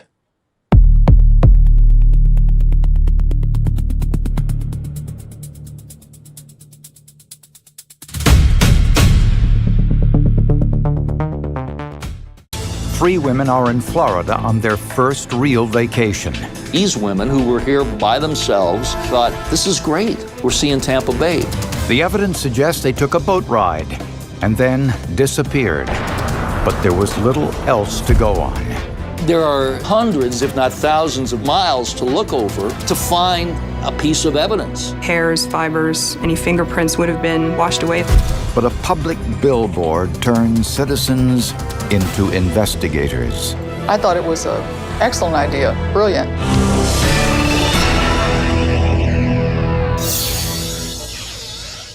Inside the car were two handwritten notes. On one were directions to the hotel. The other, on hotel stationery, contained directions to the boat launch. The writing samples were sent to a forensic document examiner for analysis. The handwriting that appeared on the Days Inn letterhead was written by Joan Rogers, and we knew that because we received quite a bit of her handwriting for comparison. The handwriting on the other note, the one with directions to the Rogers Hotel, was distinctive. I determined that the handwriting on the brochure was not written by the mother or either of her daughters. So they're working it really hard. We gotta find who wrote this note. We do that, we find the killer. Investigators tried something else. They used 5 area billboards to display the sample of what they believed was the killer's handwriting. That was an unusual tactic, and I believe they did it just because they had no place else to go. That's when Joanne Steffi saw the billboard on the side of a Tampa highway, and she recognized the handwriting. It looked like the handwriting of a contractor she knew, Oba Chandler. When I first initially met Mr. Chandler, he came across as not telling the truth, and he wouldn't look you in the eye. And he just seemed shifty. Joanne rushed home and found the handwritten receipt for some work Chandler had done for her. As I was looking at it, my knees actually buckled. I nearly fell from the sheer shock of the proof now to me that this was the man they've been looking for all this time. It was like, oh my God, this is it. I immediately saw the capital T repeatedly throughout his writing. My heart started racing. I found all the Y's and the variations that were on the brochure. Within minutes, I knew I had found the writer. Prosecutors knew if they were going to get a murder conviction, they'd need more evidence than just handwriting. The brochure was processed with a chemical called ninhydrin, a chemical that reacts with the amino acids found in fingerprint residue. Prints, when they come in contact with ninhydrin, will turn purple and can then be photographed.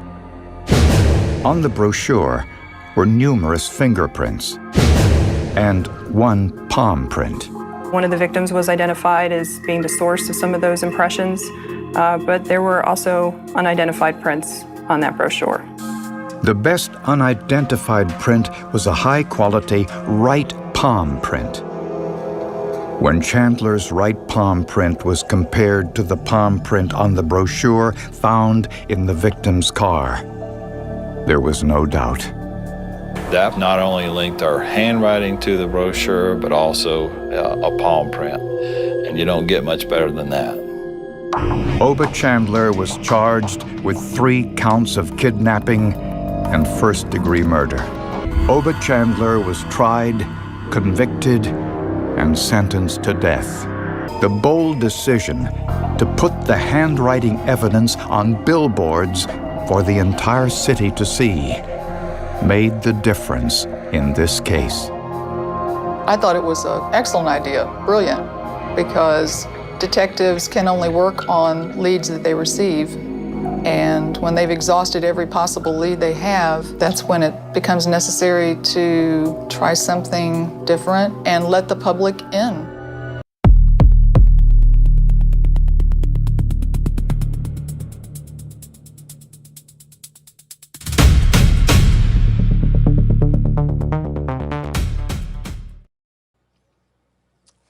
Sergeant Glenn Boomer Moore. It blows my mind that you were able to figure that out of, I mean, who would have thought handwriting would have solved that I mean, case? that's incredible. The idea to do that. And then when I saw that, I went, oh, why aren't there any billboards? And I did some research and found out that a lot of these billboard that they want to use, they like digital billboards because they're quicker and all that. Well, Tucson is known for not having digital billboard to the level of most cities its size. So there's a lack of that media. Is that in because the, of the light ordinance? I don't know. It doesn't. Who cares? They just don't have any of those billboards there. So what do you do? So I'm like, well, it's been 6 months, so surely they could have had some more up by then. But then what was interesting to me is there are some billboards, and I'm sure you know this, but they have Nancy's face on them. Like, I don't know. Let me just play this quick little clip for you.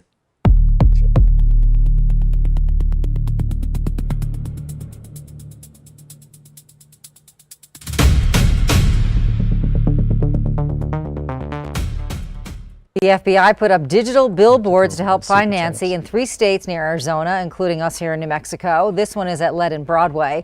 Billboards are also up in Texas and California. The FBI is offering a $50,000 reward for information leading to the recovery of Nancy or the arrest of a suspect.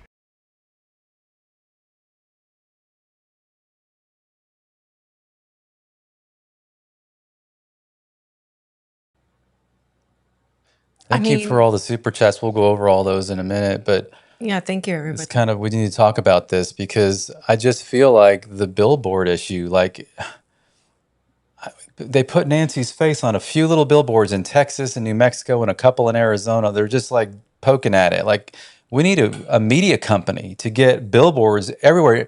And then I saw a report, this is about 2 days ago, blew my mind, that how can anyone not know that there's a grandma of America missing right now? Her name's Nancy Guthrie. They're in Tucson asking people, and it's 75% of the people that are putting that mic in front of her like, I live here, I don't know anything about it. And then I'm realizing, yeah, because they're all on YouTube. They're not watching the news who's had it on maybe 4 or 5 times. They're watching us, but they're not watching our shows. They're on there watching, you know, cats jump around their cat enclosures. So I'm like, we've got to get to these people. And then it made me just started getting more mad by the minute. Nobody's searching for her. There's no billboards. And I think when you say searching, you also mean that's just boots on the ground. You're searching, yeah, you're going and looking in the ditches and everything, but you're also doing flyers. You're putting up posters in 7-Elevens, if they have those there, whatever they're called there, grocery stores. The grocery store bags are printed or whatever. So then I'm like, what else could be done? Yeah, we don't do the milk cartons anymore. So then I'm looking around and I'm like, well, let me look here if I can find these. Let me look here. What would we got here? This was just part of that video we saw. It goes by so fast. So digital limit is real. That's in Tucson. I was kind of just alluding to. You're right, Jen. It's because they prohibit electronically changing billboard copy. I don't know if it's about the light. They just have, you know, some goofy rule. I'm sure there's a reason. Static boards, face tight rules, the zoning and all that. But then there's people saying that there's plenty of other things to do out there and it exists. And then here's where I was just wanting to slow this down for a second because there are things you can do. Static billboards, the buses and streetcars, the transit shelters, and the one there in the middle, streaming, well, that's us. But the retail screens, local radio and TV, they're doing those 3 things in the middle. Posters, I haven't seen any posters except at her house. Coordinated searches, community partners. Yeah. So there are things that can be done, but I need you to tell me, how the hell did you think we've got handwriting to put that on a billboard? I mean, I would. And the way the why was, hell yeah. If somebody has seen that why, they immediately knew, and that's what happened. That lady saw it on an invoice. So you have to tell us. Yeah. How did that all come down? It gives me chills when I watch that, by the way. We had already put billboards up of the mother and the 2 daughters, you know, with a $25,000 reward and all that stuff. And that didn't bring us very much. Now, honestly, as we're going along, there's a long story to all this. My team didn't come involved in this until a year after the case had gone cold. Oh. So we totally reviewed everything, and we came up with this brochure that was overlooked in the beginning by the original investigators. And we came up with this brochure that had this handwriting on it while we were doing a review of all the evidence. So I call it an autopsy. We autopsied the evidence. We were doing a review of the case folder, which were at the time there was 6 4-inch binders of this, because a lot of effort had been put into this case. So we did a review of the case, myself, and I had new eyes, new people, and 2 of the original investigators, and we brought them in and we put them through a questioning, and it was rough for them, So anyway, we had about 12 people involved in this review. And then a part of the review was we pulled out, we didn't have lots and lots of evidence. We had rope and blocks and what little clothing was left on these ladies when they were found. Okay, stuff like that. So we pulled all that out and we looked through it. As we're going through that, and this stuff's in plastic bags and in their car. Thank goodness we hadn't returned all that stuff we kept all their stuff, belongings that was in their car. Mr. Rogers, the father, went along with that. Okay, so we kept all that. Now we gave him the car back, but in those suitcases of stuff, we found this brochure, which the original investigators had never looked at. I know how it is on an original. When you're in a case and you got thousands of leads coming in, you're just trying to keep your head above water, breathing. And the lead investigators oftentimes don't get to see the evidence or get to see very much of stuff because they're just fielding questions and they're sending people out to do stuff, and things can get lost. So this brochure got lost in the mix. Anyway, we're going through this, and I remember it distinctly. It's going down the table. Everybody looks at it, right? And I'm looking at it. I said, all right, who wrote this writing that's on this brochure? It was obviously didn't come with the brochure, right? Well, who wrote the writing? Well, we don't know. And then I'm looking at it, I'm going, this hasn't been processed for prints because there's no ninhydrin on there. Okay, so of course we sent it off then for ninhydrin processing of prints, and then we sent the brochure off to see whose handwriting was on there, and we found out it was the mother's handwriting, and then unknown handwriting. So now we didn't immediately go right out and say, hey, we have unknown handwriting on this brochure and this is our killer. It took maybe almost a whole nother year before we finally came to that, and we were pushed up against the wall. We were fixing to be disbanded. And I said, man, let's pull out all the stops. Let's do everything we can do. And one of the ideas was to put the handwriting up on the billboard. And then I went out and did a press conference. I couldn't get my chief to go out and do a press conference. I wanted to get a big splash in the media because I already knew how it works. So I went out over in Tampa. It wasn't even in St. Petersburg, which is where we worked. That's where we were from. So we go over to Tampa, and now I got a city council lady from Pinellas County who was very instrumental. She got billboards. She got them paid for and donated and all kinds of stuff.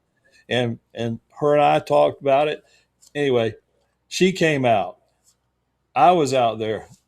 By that time, I had done a number of press conferences along the way.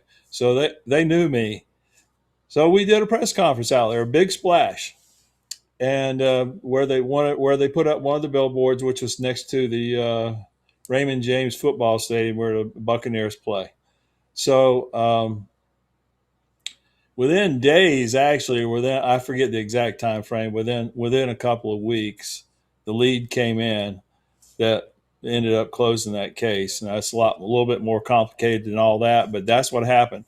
And in fact, I don't think their story there is exactly right, in that Joanne Steffi, the lady who called it in, she didn't see it on the billboard. She saw it on the splash in the newspaper in the Tampa Tribune when they did the whole big She news. saw the billboard on the news. Oh my Yeah, gosh. But that's yeah. the reach She that it saw had. Yeah. exactly. That was the point. That's what I wasn't looking for necessarily people to see the stuff on the Driving by. billboard Yeah. driving by, but if it's printed in the press or if you It's see the it on awareness. TV. Now we Yeah. didn't have internet like you have today and all that kind of stuff when this was going on. So that's how she found it, and then she went and found two other neighbors who had some work done, and they teamed together and did their own little investigation and Oh, came how up with funny. the handwriting. They were convinced that was handwriting. Now you got to understand something. I'd already looked at thousands and thousands because we had released this handwriting. Oh, I don't know, a month earlier in the media in the press, but we didn't put it up on billboards. You know, so everybody thought they had the handwritings from somebody, so all Yeah. this stuff was sent in and I became a handwriting expert. Oh my So, gosh. and I won't even tell you all the people I requested to have handwriting from, but anyway, it was, Anyone with a blue and white it But boat. just, it's thinking outside the box yeah, is the point. It's not being stuck in this, Right. normal and customary. It's sometimes we got to step outside the normal and customary, which is where I think, the streamers have kind of entered. That's not normal and customary, but it's very exactly. helpful, But we don't have but handwriting in this case, but we have right, the porch guy video, and that's You not got the being put porch in. guy. He needs to Right. go up on I put a video out about this months ago, actually saying, right. take Nancy's picture off the billboards and put up the porch guy. Or Okay. if you want to have Okay. her on the billboard, that's fine. Have her on the I'm with billboard with you. the porch guy You know too. what? I think I even heard That's our Bob fingerprints. Gilliam or John. I think it may have even been Chris. I think one of them even said, "Why the heck is his picture not up there with Nancy's? Exactly. Bad. Like that's who we're looking for. Yes, we're looking for Nancy, Exactly. but if we find that guy, then hopefully we'll figure out where Nancy is. You It's know? elementary, Bill Watson, isn't it? It's Yeah. so Ugh, But if they elementary. can't do it's Anymore. billboards, let's exhausting. get some posters. Let's get the buses wrapped. Let's get Exactly. you know what I mean? There's other things. There's more now than there was back then. And there are some Exactly. digital billboards that Well, are available. I mean, and can the FBI and local law enforcement pay for some freaking ads on Facebook or Instagram? I would think that they would have. I That's mean, a Yeah. they good have idea social too. media But accounts. the proof's in the pudding. 75% of the people. Now that's very unscientific, just taking a mic around town in Tucson. But there Right. is a number there, and it's probably upwards of 40, 50%, I Well, bet, of people that don't even know this is happening in their own town. I think Damien and I think I think I saw somebody say, "Hey, Damien." So if he's still in here, that would be, interesting to hear. Oh, Bob just said something. Can There's you a scroll up? Sorry, guys, we're trying to keep up with the chat, and it's hard to see. He said, "Absolutely." P McCann or yeah, PG's porch guy's porch guy's photo should photo be should on be the on bill. billboards. Yes. All right, Absolutely. there's two major experts agreeing. Yeah, exactly. That's why I made that This mock isn't billboard. hard, I'm is like, it? first of It's all, it's not 25,000, it's 1.2 million Yeah. dollars. And you put Yeah. porch 5. guy on there in a few different ways, and his mother's uncle, cousin's friend's son is going to see it and go, maybe they'll see it on the news, like you said, maybe they'll see it in a poster or a bus goes by. Somehow that porch guy's face needs to be everywhere in America right now, if You're not, at least absolutely right. regionally. Now let me tell you why Okay. I think maybe it's not. They don't want the people to know we got a bad guy like this around. Why wouldn't the city of Tucson want to do it and even put it on the buses and do all that kind of stuff? It's bad publicity. Now that's the negative part of me talking. You know? Well, what Bob just said, everybody knows what Nancy looks like. That's exactly when I Exactly. saw that billboard, Exactly. and it's in New Mexico somewhere, the one I took the picture of. Yeah. Oh, and real quick, it's FilmRise they actually own the rights to all those forensic files now.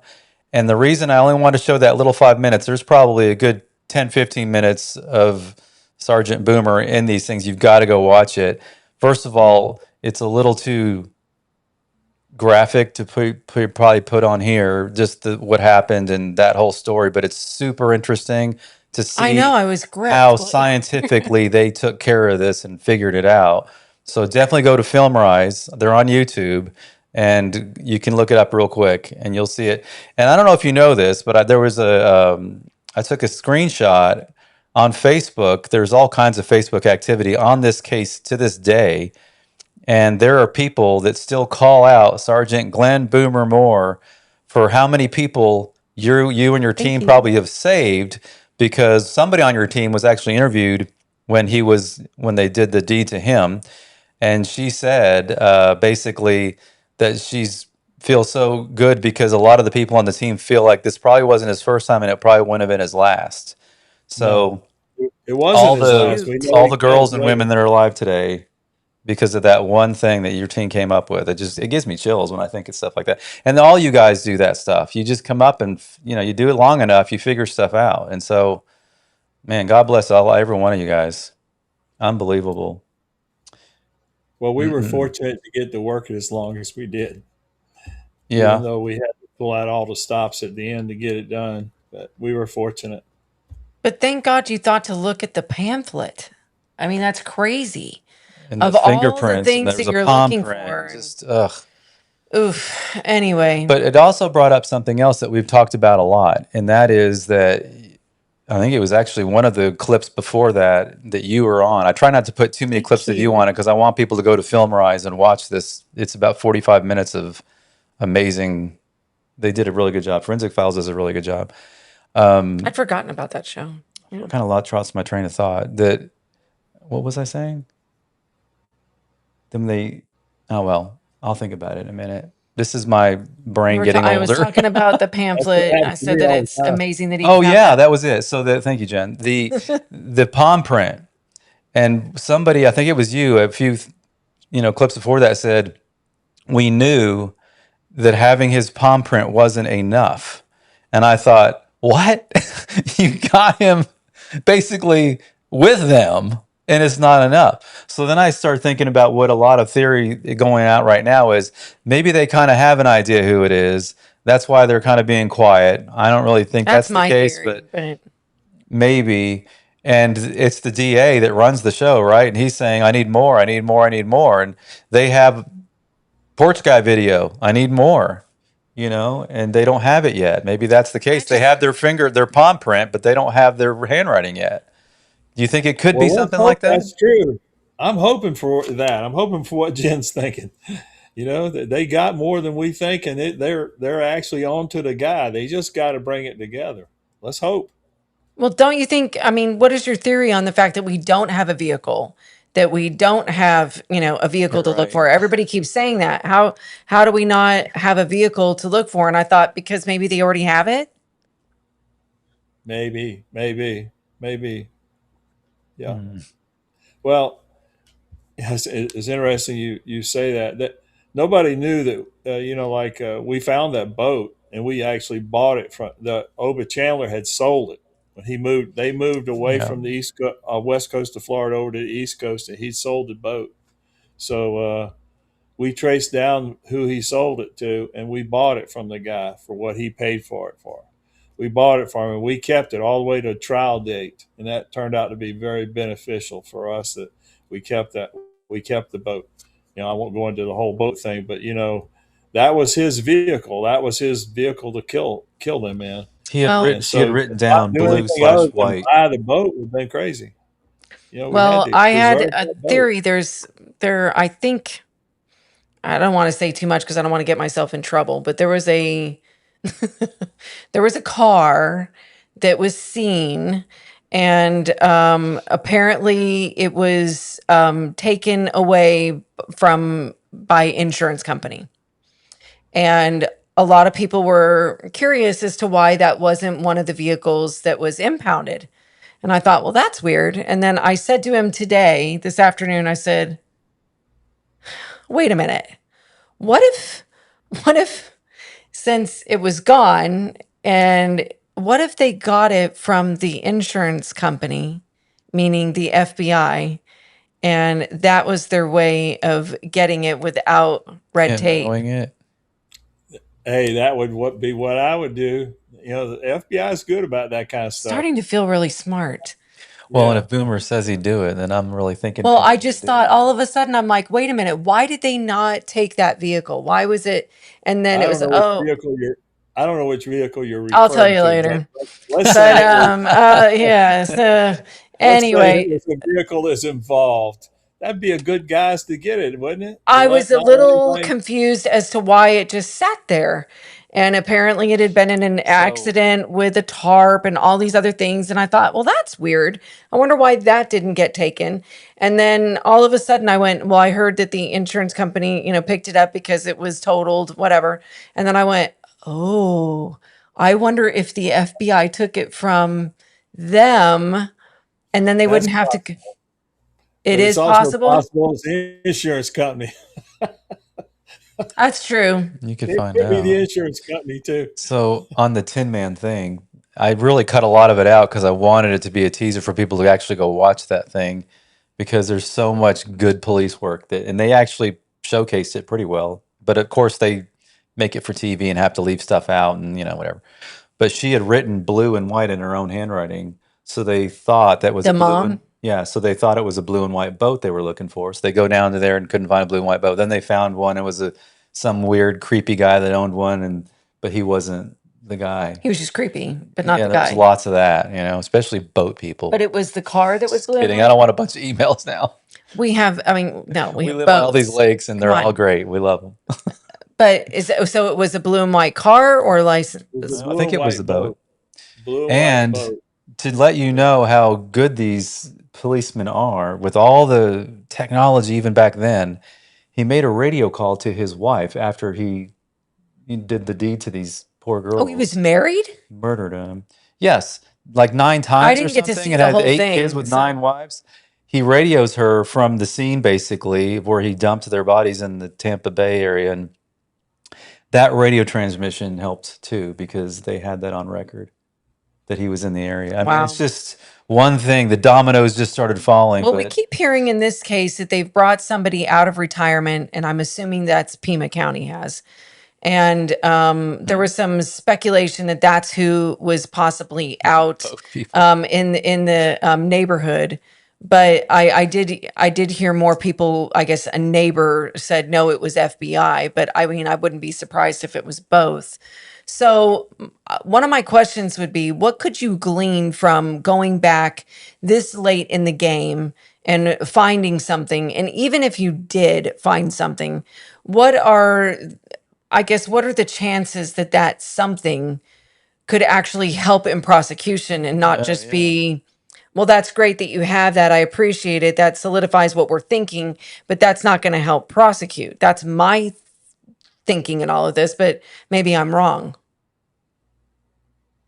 Well, yeah, there's a lot of things you find out from going back. Even if you did a neighborhood and somebody says, "Hey, based on this new information, I think so and so used to live over here, or there was guys living down here." I don't know what it would be, but what do you got to lose? That's my point. To go back, you got to rake back through it, just like they need to go back through their leads that they need to make sure all the leads that they threw out to begin with that they didn't think were of any value, make sure they're of no value, and then find the ones that are maybe a lesser value that you didn't think was that valuable. Because I know how it happens Yeah. in the beginning when you're getting overwhelmed with leads. You take the top ones, and like the one that Glenn was talking about, this one guy, he was a top one. He had a blue and white boat, and he had concrete blocks, and he had yellow rope on his boat, and all this kind of stuff. And when that was hot, we thought that was the guy. Not me. I wasn't on the case at that point, but the original investigators were. But he had an alibi, and it wasn't him. But that's what you chase out there after all those ones, and go for all of them. So I really believe that you got to review stuff. If you don't review it now, some cold case detective 10 years from now is going to be trying to dig through all that mess with no help. Yeah. I wish there was I know like the interview room, they have their cold case foundation or whatever, but I wish there was a band of brothers basically and sisters of guys like you, like at the minimum of 20 years experience, you, Bob, Chris, a good 5-10 people like that instead of cold cases, they can come into a room and spend a week or two and just let them see everything. I mean, you know, it's safe to let them see everything. And They won't do that. I know, because you're on Too the much outside now ego. There's looking too in. many And egos going on. No, they won't do that. But Really? it's a nice thought, but they won't do that. So well, it's not no, about the it's legalities, got to it's be the specific guys where the egos are left at the door. Guys that know look, I talked about the other day with you and you're like, "Oh yeah, like you get in these rooms even with your own team and there's huge disagreements." But Yeah. that's what solves cases. If everyone agrees, you're never going to figure out anything. It's like you can't have the blind leading the blind and you're both blind. You got to have someone that can speak up and not be a yes man and say, "No, I don't think it's that blue and white boat guy because some other reason or whatever." But I just Yeah. feel like, because talking to you, talking to my brother-in-law, watching the other shows and Bob and all these guys, and you're like, man, I just feel like we'd be further along if they had some maturity on their team. I don't But then think I'd this like, is maybe they do. I don't know. But then I found out the guy that was first lead had no experience. So then I'm like, that can't be how this is supposed to work. on this case. I mean, Inspector Gadget could have done a better job. It's like, but yes, if you have somebody that has your experience that comes in where egos are, I think it was very confusing to me on that note, all joking aside, that they did have a bunch of homicide people that had just retired. They did have very seasoned homicide people that my understanding is they could have called back and, reinstated them and said, this is a high profile case. We're trying to keep our nose out of the water at this point. We're drowning here. Come help, give us a life preserver and help us out. Is that something that you've seen done before? No, Really? no. Not me. Maybe Bob Gillum has, but no, I haven't ever seen that happen. And it's probably for a good reason. It's just a dream, to get. Well, they had a guy with 1 year, one homicide under his belt as a supervisor. There's got to be someone in charge, and At right least now, that's what I it's understand. Nanos is in charge for the Pima County Sheriff's Office, and he's not going to allow any outsiders to come in, obviously. But if there was a vetted group of 5, 7, 10 guys that are, put through a process where we know from their career and their record that they didn't do what Nanos has done, basically, he wouldn't make it in there, But guys like that are clean, you know what I mean? And they're known Here's the for. problem. Here's the problem with that, Glenn. That means they would have to admit to themselves that they are failing. They haven't done it. They haven't been able to do it, and they won't do it. Your own self. That's like saying I'm not using CODIS because I'll have to admit that I needed it. I mean, to me, it's a tool. It's just another tool in your tool belt. It would be. And it's all the egos that keep people from being saved. That's just Yeah. incredible. Did you see the interview? I think we talked about this. I think you told me you did with the younger guy, 17 years old. I hate calling him a kid. He's 17. Yeah. And he interviewed the chief deputy. And the chief deputy had nothing good to say about his career for 30, 40 years Yeah, with it's Pima the County. something report. Strictly because of the sheriff Nanos. And then I asked you, and I'm not sure you answered me. Maybe you don't want to. But is it normal to have this much animosity from your own group, much less No. the Bobs and you and the Chris's of the world to go, Sheriff Nanos is doing this wrong? That blows my mind. But to hear he has a vote of no confidence by more than half his team, which is a lot more, I'm being nice. And then his chief deputy, you'd think you'd have to have a chief deputy that you get along with. So you're saying Well, no. he rules, in my opinion, he rules by fear. And that's not a good leader, No, A absolutely good not. Yeah. leader leads. He doesn't rule by fear. And that, he's got all of his deputies and people, not all of them, I can't say all, but he has a lot of his deputies that are afraid, scared. They're going to lose their job. They're going to get demoted. They're going to get shipped off to Siberia or something, So they're hesitant, and I totally understand that. It's just, but the problem with the sheriff is you got to wait till he's voted in or voted out. So with a police chief, which is what I operated under, if you'd have had this much dissension in the police department, either the city manager or the mayor would have been getting rid of him. I've seen that happen before. And, it's not Yeah. the evidence of it isn't just that the agency's despondent or the officers are despondent. No, there's proof of why they're despondent. I think there's a lot of proof here, but they can't do anything about it. They can't fire him. So you're stuck. Is that because it's the he's sheriff's not department about it. versus the police department? Say that again. I'm sorry. Is it because it's a sheriff's office versus a police? Because they're voted and It's it's an a totally elected different. position as opposed to a chief of police is appointed position. They're not elected. Well, they did do The mayor that. is elected. What do you call it? The petition, but unfortunately, I think they needed 200,000 signatures. I mean, They weren't going to get it. They made that no, that was impossible from the exactly. beginning. He's still there. They had to verify all those signatures and everything too, and they didn't even come close to the amount of signatures they were supposed to get. Yeah. Well, I've got a So- couple of other little graphics. It's an interesting point that you were working on earlier. I don't know if you wanted it for this episode. Yeah, I just, I think one of the biggest questions in this case that is surrounding it is who did it? I mean, that's every case, right? Who done it? So if you're trying to figure out who done it, then like Glenn's brother-in-law said, "What do you want to know?" And I said, "Who did it?"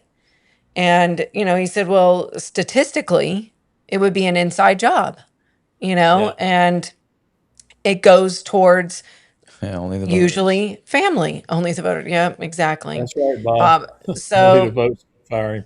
I mean, exactly. So, Thanks for cheering us up, Bob.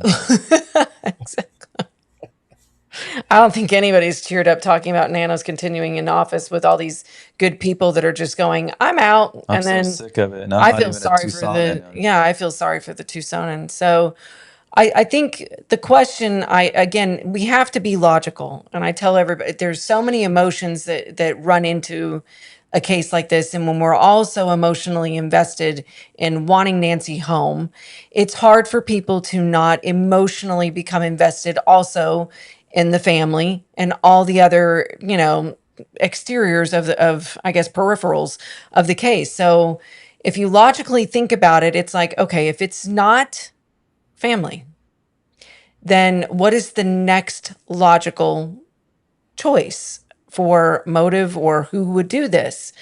And I think, if we're going with the facts that we've been given, nothing was taken from the home. It's I think several people have said, including the interview room, that the neighborhood is like a bowl of spaghetti to try and get in and out of. So it's not an easy access point for, I would think, a crime of opportunity. Seems like the house was chosen Right. So purposefully. it feels targeted. And if that's the case, then, which is why I had our Bitcoin expert on, who is a Bitcoin forensic expert, who this is all he does globally is chase down people that have either been, abducted for Bitcoin or have had divorces with Bitcoin. He runs the entire gamut. I asked him, have you ever seen somebody that is a person adjacent to a Bitcoin owner be abducted for Bitcoin? And he said, no. He said they take the person that has the Bitcoin. So now I know that it wasn't, so to me, that eliminates the wrench attack. So, specifically for Bitcoin. But then if you're doing a ransom, I have problems with that as well, because the ransom notes that we've been shown, as we've discussed earlier in the show, are those valid? Are they not? Are there ones that they're not showing us? Well, these are the only ones we've been given. These are the ones that I feel like we were alluded to in Savannah Guthrie's interview with Hoda as being the ransom notes that they were concentrating on. And if that's the case, and these people are so sophisticated with their, technology and Bitcoin and being able to elude law enforcement and the full weight of the FBI for 6 months, then why would these people have taken a photo of Nancy and removed the metadata and send that as part of the evidence that we've got your mom? Polaroid. And then, doubling down on that, why would you say, oops, she died, not your fault? We didn't know how sick she was, and we're moving on. I mean, why would you not have another photo that says, look, here's where our body is. We still want $6 million. Why wouldn't you get some money for the time and effort that you've put in? Because we all know now, and I know some people are still teetering on it. I saw Google put out that the timestamp was January 11th. Then they retracted it. then the FBI comes out and just miraculously is asking the neighbors in Nancy's neighborhood and A&T's neighborhood, by the way, do you have any possible video footage from January 11th? So I think we can all assume there was Just a some random date, reconnaissance. Yeah, that there was some reconnaissance involved. So again, not a crime of opportunity. Not to me, very sophisticated ransom people, if they're just gonna, oops, she died, we're giving up. Can I interject something real quick? It's along the same lines. I've got a quick question. It's the same thing. Do you mind? No. Are you going to be able to remember what you were? Well, no, that was it. Oh, That was it. Just so, who but would it be kind in of line tags then? onto that a little bit before you answer. If the notes are real and the communications are real, where they said, well, we know you can tell that it's really us because of a smashed light and a watch at the foot of the bed. And something kept bothering me about that. And I'm like, why would you use things that are evidentiary as your proof? Because anything that's in evidence has a chance to be leaked, and who knows it.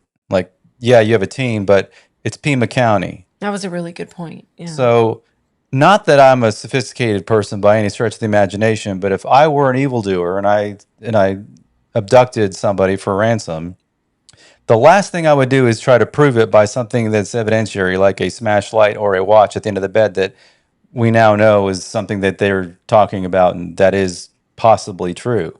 Why wouldn't you say she's got an old Magnavox TV with rabbit ears on it? I mean, something that no one's talking about.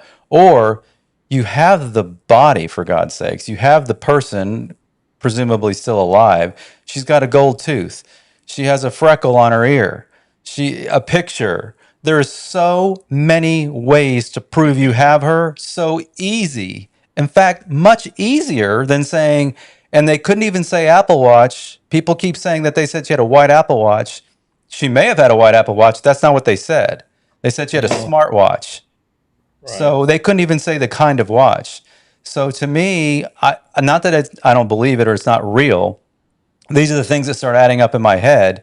And a smashed light that's on the outside of the home. That they're saying, yeah, well, the drone wasn't for 24 hours after that. I'm sorry, but earlier you said, Boomer, that if you were in charge of the scene, if you were the homicide guy called in, immediately everyone out of here. I want blood expert, and only the people who are going to be here are these 2 or 3 guys. I don't need 17 people crawling all over. Well, there was 15, 17 people crawling all over it initially. So who knows who saw what and who said what? Because to a I don't know if you still call him a beat cop or whoever may have showed up there the first 20 minutes, he may not have enough experience to not realize you shouldn't say there was a watch at the end of the bed. He may have told his wife or his friend or his babysitter for that. And it gets out like rapid fire, I'm sure. And maybe there wasn't even a watch at the end of the bed. Maybe they're not even telling us the truth on that. I don't know. But all I know is I'm probably about as unsophisticated as these people were. And I certainly wouldn't give something that's evidentiary. I would say something that I would be no question. Because we're all questioning it makes me feel like maybe it isn't real. Well, sorry I went on, but no, that's all right. Listen, let me just say what you're doing, what the two of you are doing, is exactly what a task force office group would do. You're going through all these things that some make sense and some don't make sense. Okay, that's the same thing the interview room does a lot of times. They round robin it through there, and that's what you're doing. And you can't always come to a solution or a conclusion, but maybe you come to a better position to make your next move. But, y'all both brought up a lot of good points there. And unfortunately, and Jen started out about the percentage thing, unfortunately, all those things circle back right around to somebody in the circle, and as Chris McDonough likes to say, he hasn't left the house yet. I haven't left the doormat. I haven't left.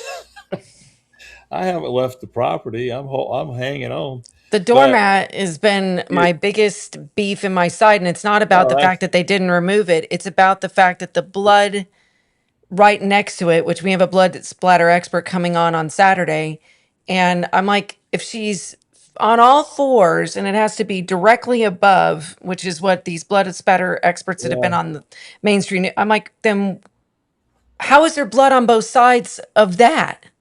How are they're not fingerprints? How are they? I left literally, like, she was like, send me it's whatever just you a want. mistake. So she's gonna answer a bunch of it, but but yeah, show the graphs that I have, because this is So I don't know if I have them in the proper order, oh, it doesn't but matter. the mics are hot, so you can talk also while you're looking at these. So our son made us read things out because some people listen on Spotify, That's a lot of including reading him. there, though. But all basically, it's this was very interesting to me, because I did a little more research on who these people would be that as far as close to the victim, and this really stood out to me. It said, when caregivers stress an elder homicide, it's when caregiver strain turns dangerous. The 31% category, the pressure points, the warning signs, and why an older person's death can become an investigation blind spot. Because I think a lot of us were thinking, oh, if the family or somebody in any elder homicide comes up, it's about the money, which this was interesting to me, because it says if 31% are intentional homicide only, 21 of the 68 identified cases, the caregiver unalived the dependent adult and did not die by self-unaliving. So what the number means, a share of identified homicide cases not a risk rate for caregivers. Caregiver perpetrated homicide is rare.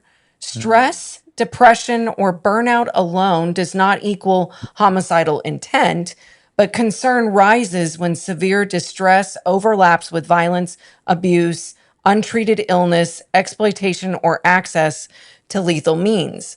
So what researchers found in these cases were that when intentional homicide and neglected cases more often included histories of domestic or intimate partner violence, prior abuse, neglect, aggression, or criminal activity, serious mental illness, which this stood out to me, financial gain or exploitation, adult child caregivers, including sons among perpetrators. No single motive or family role explains every case.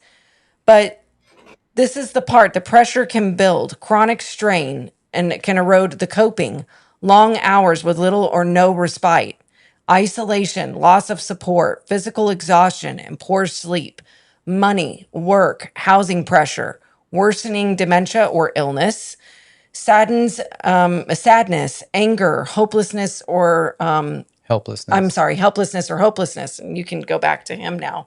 What was interesting to me about this was that I just put a little snippet up here. There were articles after article about the caregivers or children of She was on Canva going all crazy trying to get that on there. that become extremely stressed out, and if they have a history of mental illness. But what was interesting to me is that it was a higher rate in people 60 and older as far as caregivers of depression, mental this illness. is very on and topic for Elizabeth. Thank you, Elizabeth, for that comment in chat.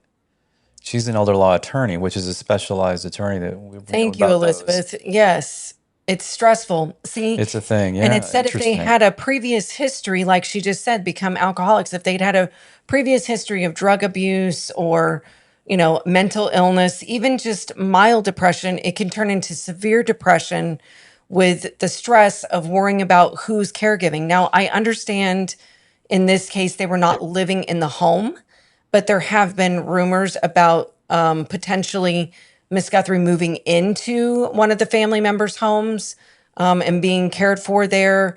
I just thought that was a very interesting thing to be linked with that. And But then, don't you think it's a far stretch to say you're stressed out because of the person you're the caregiver for is driving you nuts to having them abducted? for I think most normal people, but if there is a mental illness, drug addiction, other things that come into play, Well, I read it your said that graphic and well, I the yeah. next graphic show it. I think it said it increases it by Do you have? Yeah, well, first though, when I first read that data on your graphic, it's a lot of information on there, and it is kind of like, whoa.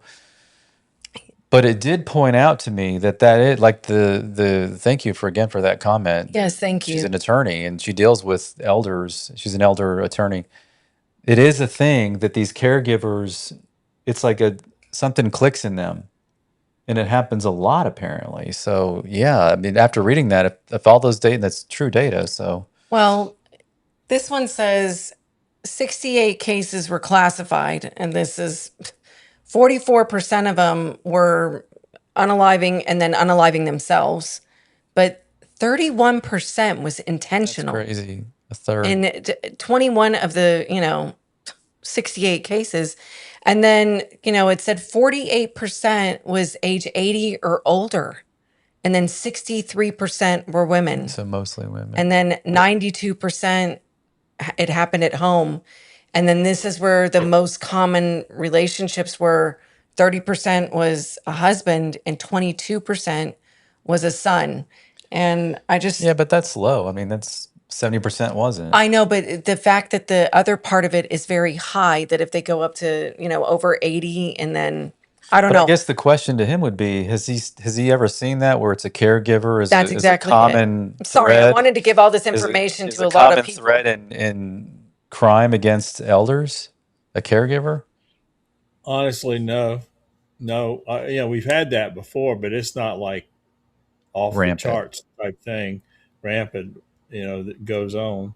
But of course, now I was operating 30 years ago, so it's a different time frame too, and we did live in a retirement city, Oh St. yeah, I Petersburg, remember living there. Sunshine City, and that's Well, and where so all is retirees Tucson. went back Took in an the hour to day. check out at the grocery store every time. Yeah. Tampa St. Pete people So, go there. It's an yeah, experience. we had it, but it wasn't something that was happening all the time. But I We had, think your Well, graphic no, was more about it when it did happen, when it does oh happen. yeah, no, they're saying She's it was done, less yeah. than 1% of this even happening at all. And then when okay. it does happen, this is the statistics with That's those probably cases. I'd say that's probably very accurate, but we didn't have enough, not when I was there, to get those statistics even going. You know You get why what I'm thinking about it is because in Tampa St. Pete, it's a retirement Well, like city. Tucson. So they're really set up for taking care of elderly people. Like they have all kinds of those assisted living centers, like you wouldn't believe. In fact, Right. one of my Yeah. parents' business partners owned a bunch of those. Like that's a thing you Oh, do there. It's okay. like here we have the storage facilities. Everybody invests in. There, it's those. So they have a They're much all over. better setup for But it. to these statistics, they don't take them out of the home. These weren't abductions. These were, I just, that's where part of me feels like it was staged. But Where are you going, Jen? Get us there. that's where I go. That's where I'm at. Yeah, She goes where a lot I of people know. I go. just can't That's where logically the figure out majority how of a people are. stranger, if One it's, of the most famous interview room guys is Chris, right? I mean, it's Yeah. his show, and he said one day, it was one of the, not that long ago, he said it again. Who saw him first? Who called it in? And who last saw them? Or no, who last saw him? Who called him in? I don't remember what the third one was, but all three point to some couple people anyway. but I And don't I'm like, want it to point I to know, those people. but I'm like, I'm, well, statistically, yes, but there's other percentages that but are something else. that's So my I don't point, know, Boomer. So but I get it. if it's not following all those statistics, being extremely rare, it's usually, points to someone in the home, then what stranger situation would it be? It would have to be what they've purported it to be, some kind of kidnapping for a ransom type thing, or something like that, or a kidnapping or revenge, or elimination murder, as Dr. Gary puts it. Mercado, yeah. It would have to be one of those if it's not the inner circle. I did a video way back that the most hits I got, the most views I got, was, "It's an inside job." Why do you think that is? Because that's what everybody thinks. It's an inside job. They wanted to hear what I had to say about it. That pulled in the most views of everything. It's still the top one. So statistically, that's the way it is. Now, that case that you outlined earlier, Hey, Brenda. statistically, that's what everybody thought. It was family, but it wasn't. I think it's just Totally I don't want it to something be. different. I don't want it to be family. No, I don't. I don't No, want it none to of be us family, do. but It's I'll just accept it if it is.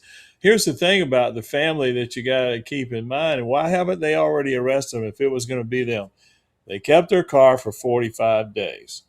They did hopefully they did a search warrant on their house. I know they did a search warrant on the car. They did a search warrant on the house. They did all the searching for blood in the house with luminol and all that kind of stuff. And I remember that. they Yeah. processed the inside of the house. They got their telephones. They went in there with the I forget the name of the thing, ICAP or whatever it is. It downloads all their computers, Yeah. laptops, desktops, right. Wi-Fi, everything. So they've already done that with all of their technology. Now, and they don't have anything. I don't So know. Murdaugh wasn't arrested for we're counting on 402 two things. days. Say that again. Murdaugh Sorry. wasn't arrested for 402 days. And we all know that he unalived his son and his wife. But they didn't arrest him for 402 days. They got him on the financial crimes first. Yeah, And I think, in my thinking that again, I don't want to think it's family. I'm saying if it was, there's the potential that, well, they're allowed to be in the home. She was allowed to be in their home. So if, DNA's there and if she has blood thinners, then there might be blood in both locations that makes sense, even in their car. My dad, when he was here, bumped his arm into the countertop. He's on blood thinners and he had to, we were looking for large Band-Aids, paper towels. It bleeds. So I think there would be logical ways to explain all those things. It would have to be something that stood out that was not logical for it to be definitive, excuse me, enough to prosecute. Now, if you take all that out and like you said, okay, they haven't arrested anybody, then the question would be, what stranger would do it for ransom that wouldn't follow through with the ransom? They literally said, oops, sorry, we're moving on. Because she died. Well, But why wouldn't they get ransom for her body? Say that again. Why wouldn't they try for ransom of the body? For at least returning her. Everything doesn't always work out logical. That's just the way it works. It's not always logical. That's true. So Boomer, I want it to be logical. I want to hear that when they say, "Oh, we see Just bodies." tell us what we want to hear and get it over with. Yeah. When they say that there's bodies that are burned in the desert. I'm like, why didn't they just do that and then drop a pin? Here's where she is, and get their money. All of what you're saying is all valid, but you got to prove it. The ways to prove it that they had is all in all that digital forensic evidence that they had, and they don't have anything apparently. Now we don't know. They might have something. Now, what's that going to prove anyway? If they hired somebody to do it, their digital forensic evidence, unless they were texting, calling, and all that kind of stuff to whoever they were hiring them with, it's not going to show that anyway. Unless their computers, unless all that had something about it. You know how a lot of times, they catch them on searching for things, how to get rid of somebody, what's the best way to hire somebody for murder, that kind of stuff. If they don't have any of that and they don't have anything else, now we don't know what they have. That's the other thing. Now, what we're counting on is the digital forensics, geo stuff. We don't have any of that we know of. And the other thing we're counting on is DNA. Well, DNA is not going to work in that house because their DNA is going to be all over that house, unless it could be under a certain circumstance. But anyway, I don't know I'm not going to give you an example of what the circumstance could be, but apparently there isn't. So what do you got? You got nothing you can prove it with. Mm-hmm. So we almost got it out. Did the perfect crime get committed here? That's what it If feels they like. hired somebody, if they hired somebody, the best thing we can do is try and figure out who that porch guy is by putting them billboards up and still going Yeah. after that guy. I agree. And Okay, when you and say once billboards, I know somebody what you turns mean. him in, and now we got a way to link back at him. So that porch guy is going to fall like a domino if he was hired by somebody else. You know, Well, I guess whoever hired him, and I'm sure he was hired by that's what I think somebody. too. Who, I don't know. Okay, when I say I'm sure, I'm not sure. He was hired by somebody. Guess what? Did that somebody pay him some money? Yeah. And how did they You pay know, him? if he was going to get paid, let's say $50,000, $60,000, $60,000 Bitcoin. If he was going to get paid, that was his pay, right? He's Mm-hmm. got to have gotten paid by now. You know, just thinking out Well, I mean, loud that's on what I'm that saying. I too. mean, I think, they've already said it multiple times. The family's cleared. So I just want, what is the next logical person that would do this? And it doesn't, I mean, you're trying to rationalize something that's not rational. But having said that, what would it be? I just can't figure Well, it hey, out listen, I because it obviously watched a wasn't guy today. ransom. Brian Endon had a guy on today, another one of these profiler psychologist guys who doesn't believe any of the notes are real, not any of them. He's back to believing it's a burglary gone bad. What? I mean, I throw my hands up on these guys. Come on. Yeah. I saw that guy today. I You know, watched the Brian Hinton thing. these Yeah. are all I'm with the you. so-called experts, and they're back to saying it's a burglary gone bad. The only thing I said to Dr. Mercado when I got a chance to talk to him, and he said, "Tell me your theory." I told him, if it's not family, the only other logical thing I could find, which isn't logical at all, but if you're trying to figure out the rationale of something that's not rational, I thought with her expose in Tucson that she did, Savannah did, of coming back, to home. She went to, the sorority. She went to, her college. Then she went to her work. And I said, this was several months ago. I said to him, because I think he was on the lab at that point. And I said, what if it was somebody that she went to college with? What if it was, what if it was somebody that felt like you got my career path? That was my career path. I was supposed to get that. Like, what if it was somebody that was constantly on Savannah's tail every step of the way through college and graduate school, and then even at the same, NBC news station there in Tucson, and something snapped, and she went, "I'm going to make her pay," and then that was it. And he said that he told me he thought it was very interesting. He thought that that was an interesting idea. So Yeah, this is not that that's logical, but it brings that up for me is the Bitcoin No. call. You got the Bitcoin? yeah, exactly. Is it that he owed somebody money? T did, and this was how they took care of it? You're not paying us? Watch this. I don't Well, know. it's either it was either for money or revenge, and revenge comes in a lot of different ways. And the revenge could come down to that. What was the case where the guy came back 20, 25 years later and killed his wife? Been holding a grudge all those years, God. Anyway. The surgeon. It was like 10 Oh, years yeah, later or whatever. Yeah, and kill, And the guy at Brown University, another one. yeah. So yeah, I mean that's part of the possibilities that are out there. It's not just ransom, but it's that revenge or payback, Because I or think somebody Savannah's like, who's what, 55, 56? So it could be somebody that's just, Yeah. lost their mind. it could be all Well, we can't thank you enough for coming, and we're going to keep you way too long, but we do want to go over some of the super chats that people, thank you so much for subscribing. Guys, thank you everybody for the likes, the subscribes. We really appreciate I'm it. sure And the they're going to be shares. about boomers. Yeah, anybody, if you can just hit the like button if you like tonight, we would really appreciate it. It helps us Let's out. send Boomer, Chris M, Dan. See, I'm not the only one. Exactly. To look, thank you, Marnie. Exactly.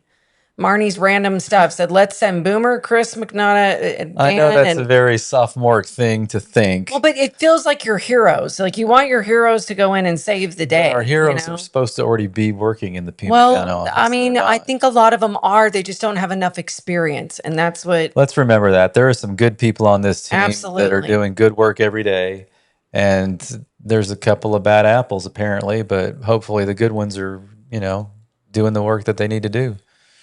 All right, what do we got? April. Oh, we love April. Thank you, April. Anyone get the plates off the blue car near the body yesterday? Could it be? Oh, I didn't hear about a blue car next to that. You heard about the body that they found? Oh yeah. I don't know if anyone figured that out yet, though. Did you see that, Boomer?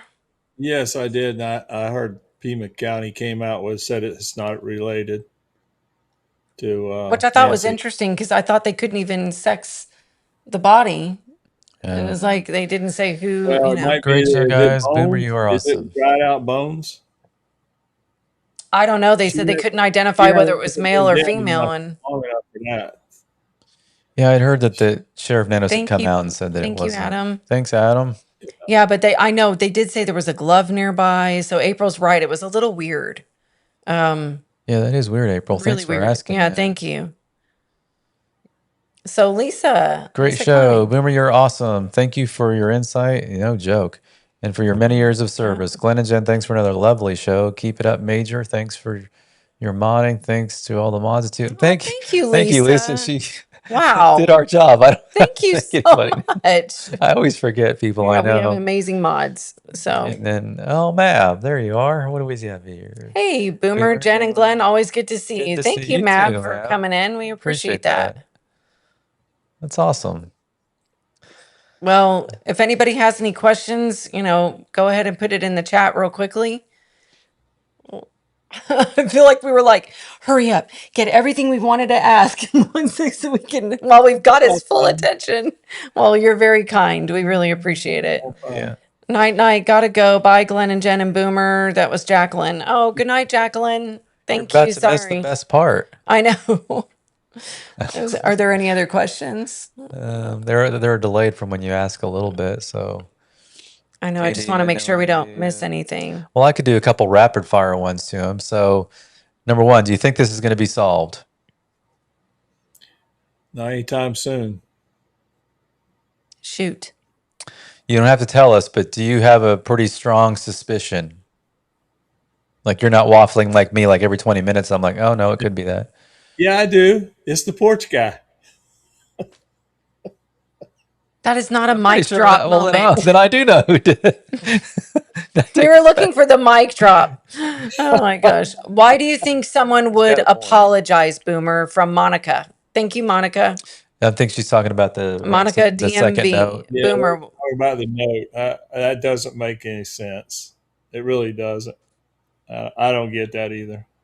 So do you I think said the I was notes are real? gonna her, unalive her, and now I'm sorry. It's just So weird. do you think the notes are real, or are you like 70-30, or what do you think?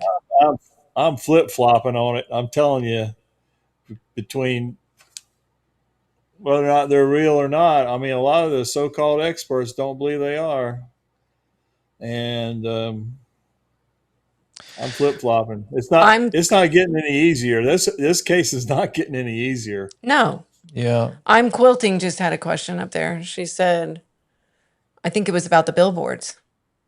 Yeah, why hasn't the family, that's a very good question, or the county or FBI put up billboards with the perp? Yeah, I'm quilting. My wife's been quilting all day today. I wish I could learn. It's so awesome that people can do that stuff. Yeah, somebody else, Savannah ought to pay for them. If it's an issue of That's what I money, mean. come on. Pay Well, for It's them. a really good point. I am Quilting. Make it 800,000 instead of Billboard 1.2 million. companies to donate them. Yeah. Yeah, We got NBC has a We media. got them so popular down in Tampa Bay area that the Billboard company was started donating them for other cases. You know. Yeah. Wow. Then Well- why would lady? What does it say? Lady Bond 7. Then Then who would would send send them and why? What did they But see, have what's to gain weird by is sending the notes? When you answer that, think of this. The second one, at least, or no, the first. was addressed to Savannah. So that would tell us, if they're real, this was a financial, because it's her daughter that has the money. So we know that would be the case. Like, it's a abduction for money. That clears it up if the notes are real. So you have to, But then it said the you can't family. have one without the other, right?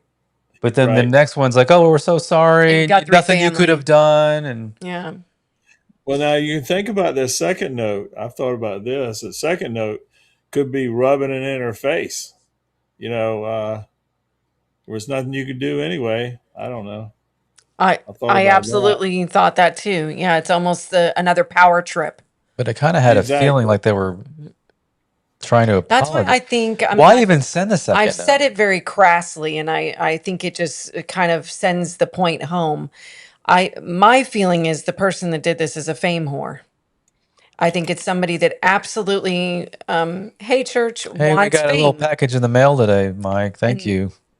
Yeah, we'll talk about that in a second. And they sent, the notes to the news station, then to TMZ. I think this was all about getting the attention that they strived for and never got. And I guess that's why I thought maybe it was somebody on Savannah's heels all these years that never got to be in the limelight, and this is their proverbial way of getting it.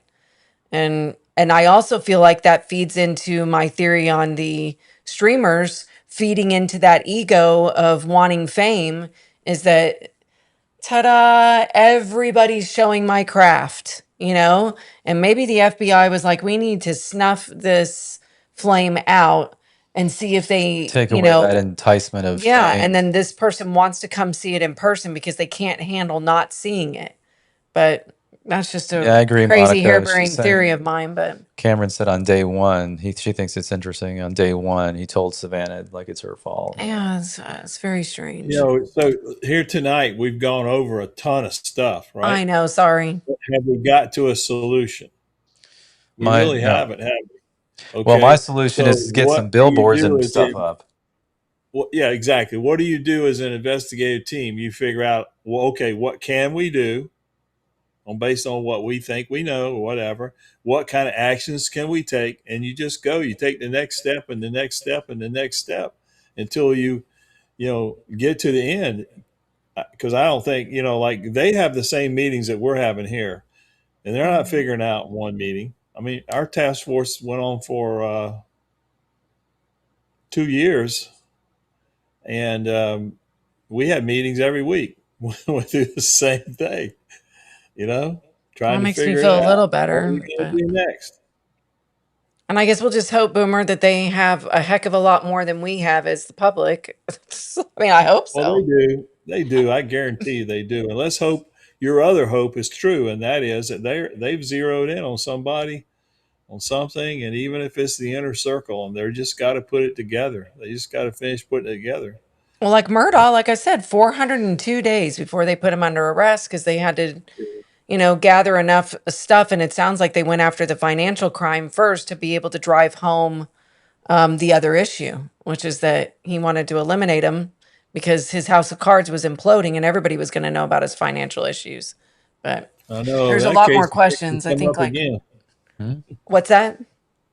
I said, I know that case is fixing to come up again. I know. I mean, crying out loud. So, Well, that's another one we like watching is Brew Crew Beyond 50. yes. Yep. Did you watch Porch Light video on Brew Crew? Slow down FBI video. Look to the right. Another person there, in my opinion. I didn't get to see the end of that it. he was doing that. I haven't watched Yeah. it yet. I And started then- watching it. I didn't get finished watching it either. Yeah, me I think the neither. Army vet had a question up there and we missed it. Oh no, let me see. Right. Question. question. Oh yeah, you see how he does it? He labels a question. Yeah. I can find it easy. From the 2:28 a.m. medical monitor, ping failure and suspected Wi-Fi jamming and back-end Nest cache and tracking crypto ransom notes. Does this look like a cyber, what did he say? Cyber attack? Cyber-enabled Oh, extortion. Extortion operation. That's above my pay grade. Yeah, Boomer, that's your Yeah, language. I don't know, but a lot of people believe it's all these other notes that's all they are. It has nothing to do with they're tag-alongs. They're trying to extort the family. What's Brew Crew? Brew Crew Beyond 50 is another gentleman that has a lot of experience, and he's a sitting judge also. Yeah, he was a sheriff. And he's similar to Boomer. He comes on and just It's Beyond goes 50. right to the info. Oh, Brew Crew Beyond 50. Yeah. Yeah.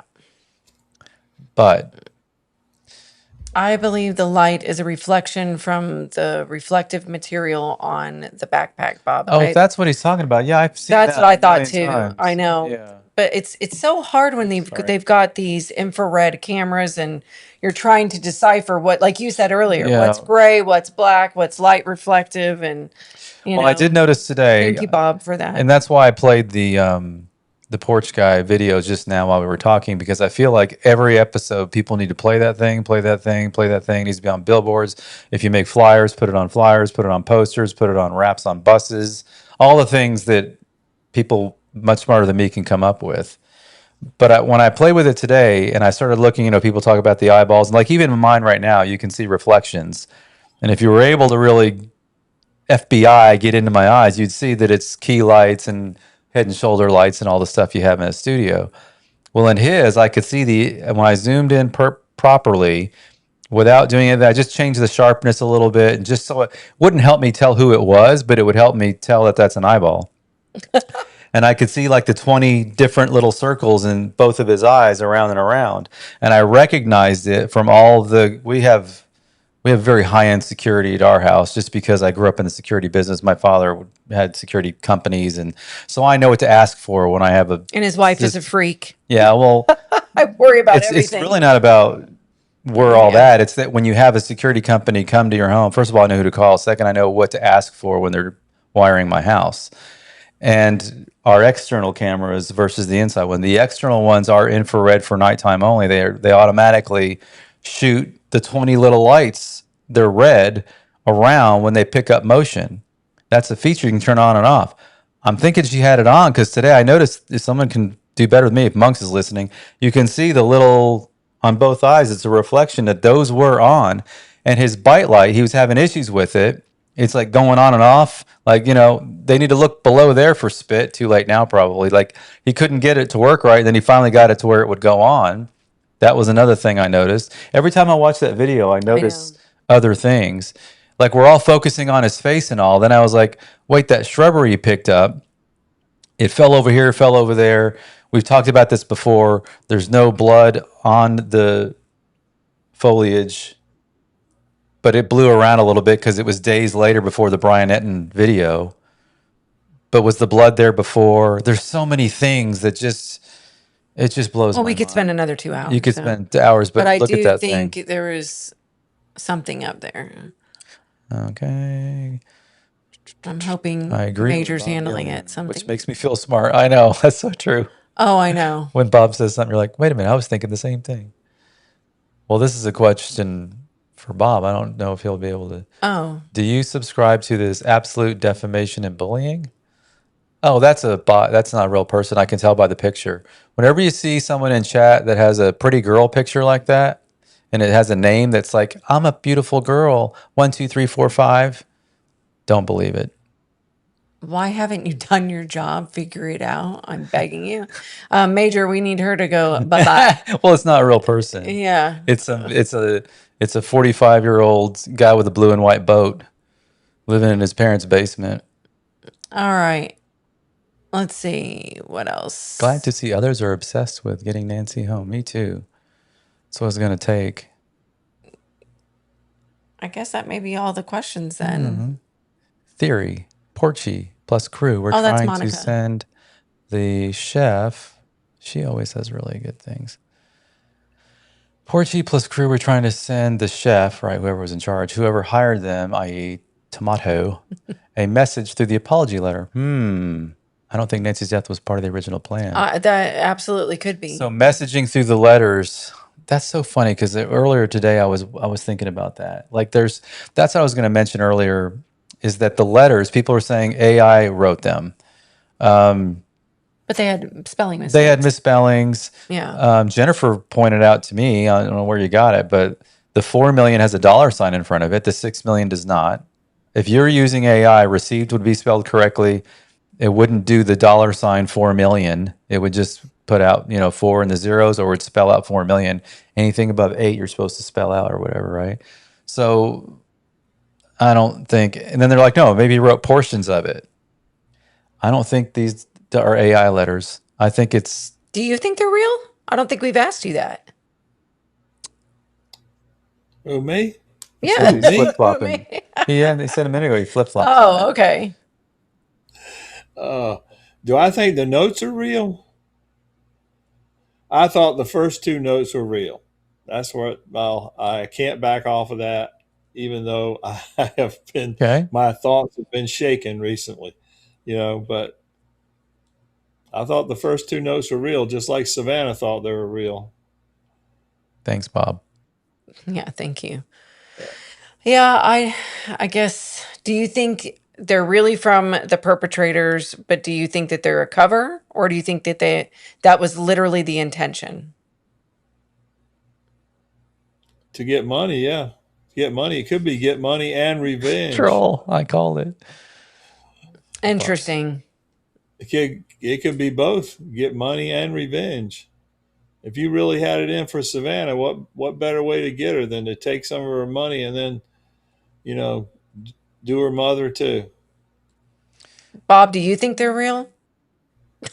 Hey, real quick. Yeah, So this lady is saying, Lisa, St. Petersburg has a great chief of police and so many incredible people that have come through the department over the years. Thank you, Boomer, and the entire TVX team. Going to go over and sub at your. So is that they have a good police chief now, or do you keep up with any of that? Oh yeah, I do. Yeah, no, they do have a good police chief now. Yeah, they've had good police chiefs over the years. Some of them weren't so good. Yeah, well, the ones, so the one they got now, he's pretty good. People seem to like him. Were you aware? I asked you earlier, and you didn't say anything. That Facebook is still very active on that 10-man case, and there's lots of people. I only took one of a bunch that are like all about Sergeant Glenn Boomer Moore. Oh well. Look at him blush. I didn't know that. Well, he's probably not going back and searching now. If it was Nanos that was retired, well, he might search back to. I mean, honestly, I understand that. We're. I'm only using the scientific method and the police department method and your method of that case and trying to align it to this one. We don't have fingerprints, but we have a face. So what do we do with it? We put fingerprints all over Billboard. Can we put the face all over Billboard? In today's day and age, what's the Billboard? Well, it's bus wraps, digital media, YouTube, member-supported programming. I just can think of a million things right now. But there are a lot of people that still talk about that case. And I know it took a little bit of your soul. You probably don't want to go search it all the time. No, I don't need to, but I think it aligns a lot with this case in that it's not easy. It wasn't an easy case. We didn't have anything. It was a real whodunit. It wasn't the family. It wasn't, it was. Yeah, they were tourists. Yeah, that was crazy. I still can't believe that you figured it out from a pamphlet. Well, initially they thought it was possibly the husband too because of the way that he acted. Because he was. You guys got to go watch this thing. I don't want to give it any I more. know. Now I need to go see the rest of it. That is one of the best forensic files that I've seen because there's so many twists and turns and it's one of those where it's the husband because he didn't cry enough. And then you realize that always seems to be the thing. It's a mother because she didn't care. Well, she's just weird. That doesn't mean she did anything bad. That's so true. He was. That's what he was questioned about. He didn't act right. He didn't act like he should have acted. He had a dairy farm to run. Is Lisa, what he said. Don't be ashamed. Bitcoin is a whole new world. I'd heard of it. I didn't know how it worked.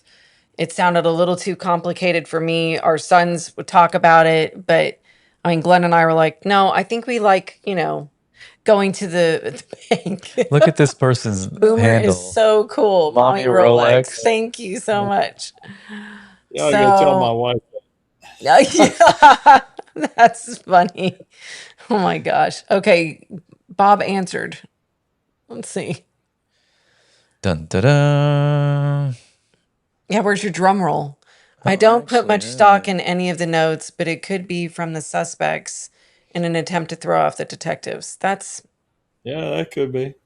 That's what I thought. I mean, that's kind of where I'm leaning is I feel like it's more I feel like this package that was put together, in my opinion, was to look like they were the big bad cartel that came in and took the old lady that's close to the border. And so then everybody would go, "Oh, the cartel? They took the old lady?"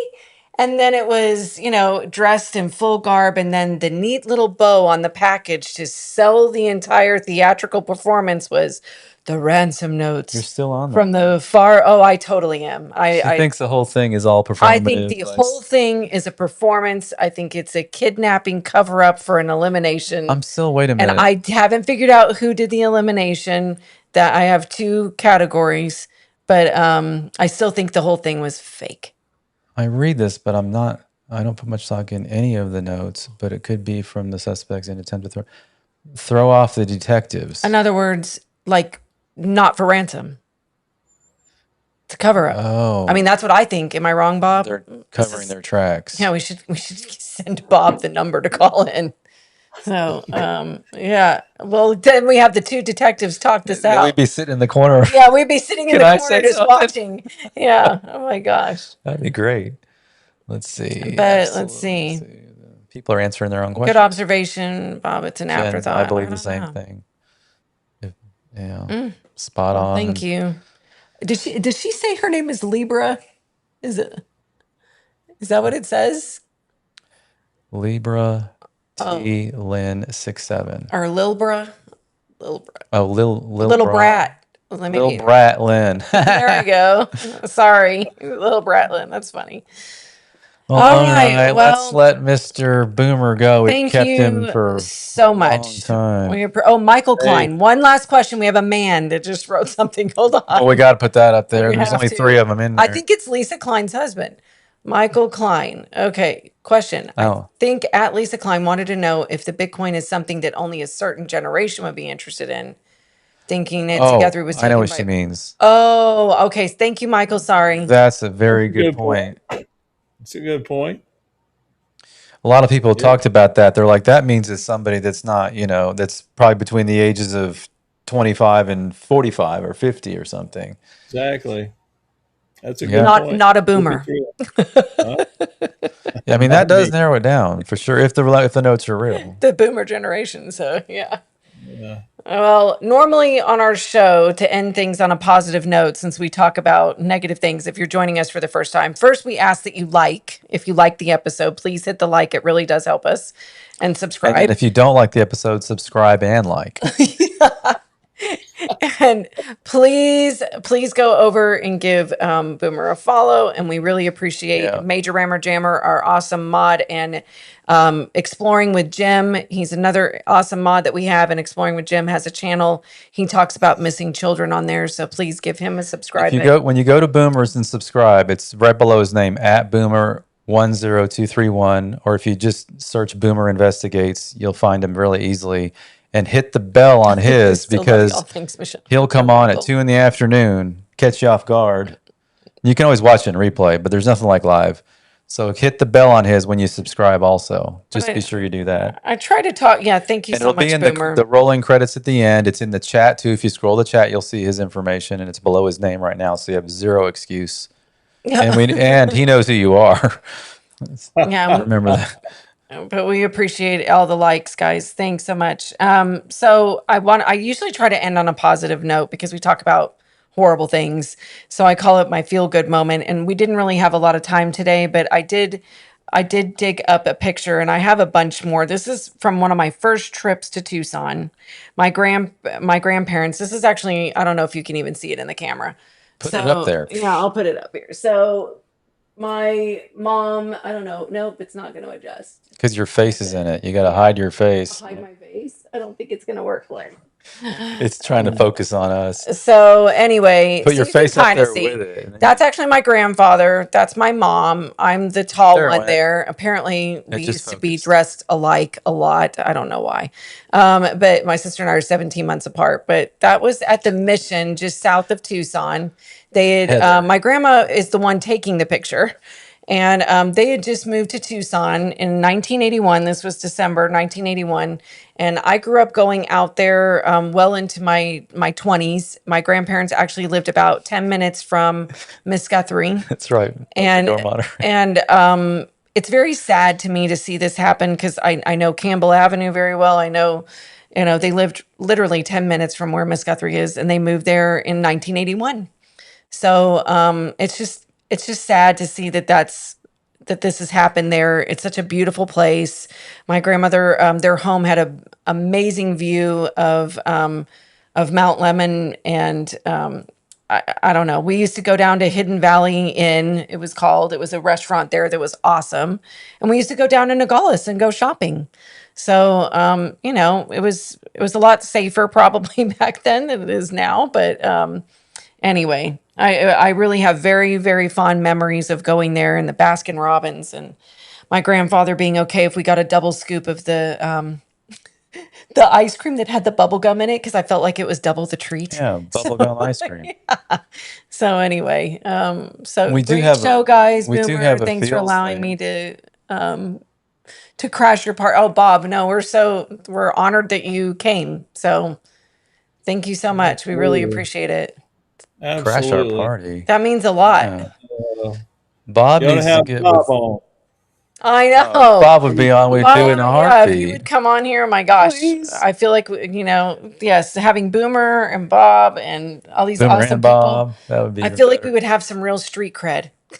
We do have a feels thing So- that I can show. Oh, good. It's just people probably know this by now that Jen and I are new residents to the Ozarks, which is if you've never been, no matter where you live in America, make it one place that's on your bucket list for sure. It's amazing out here. It's all lakes, and it's not the Rockies as far as mountains, but we got some, like we call them hills, but they're mountains. Well, and it was hard for us because I lived in Montana. I grew, I was That's born the in the real Hawaiian Rockies. Islands. I'm actually part Hawaiian. I still have family there. And please say prayers for people on the Big Island. They've been going through a lot.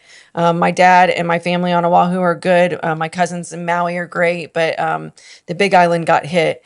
But, then I grew up in Montana and Colorado. So jobs took them there. And then Glenn lived in the Virgin Islands and Florida and Georgia and That's it. Bob just booked. oh, thank you. That would be awesome. So it was hard for us to find a place, to move. I mean, we love Texas. We lived in Texas. That's where we moved from. And, that's where we left our heart there with some family members still there. So finding the Ozarks and being closer to Glenn's family was kind of important. But then we came up here on vacation and went, what in the world? This place is beautiful. So Glenn has a little video, I guess, to show. Yeah, this is just one of our favorite places to go, and it's kind of like an advertisement, but we're not being paid by these people. It's No. just the only thing I could find that was I'm not going to get in trouble shows for our favorite copyright. place, yes. And it's just some place that we don't live that close to it, but we go to it a lot still. Yep. More than we should. Well, we're less, just about really close actually to it. So we go there often. Not that close. Well, close enough. But anyway, watch this. This is why our kids call us the Costanzas. Oh my God.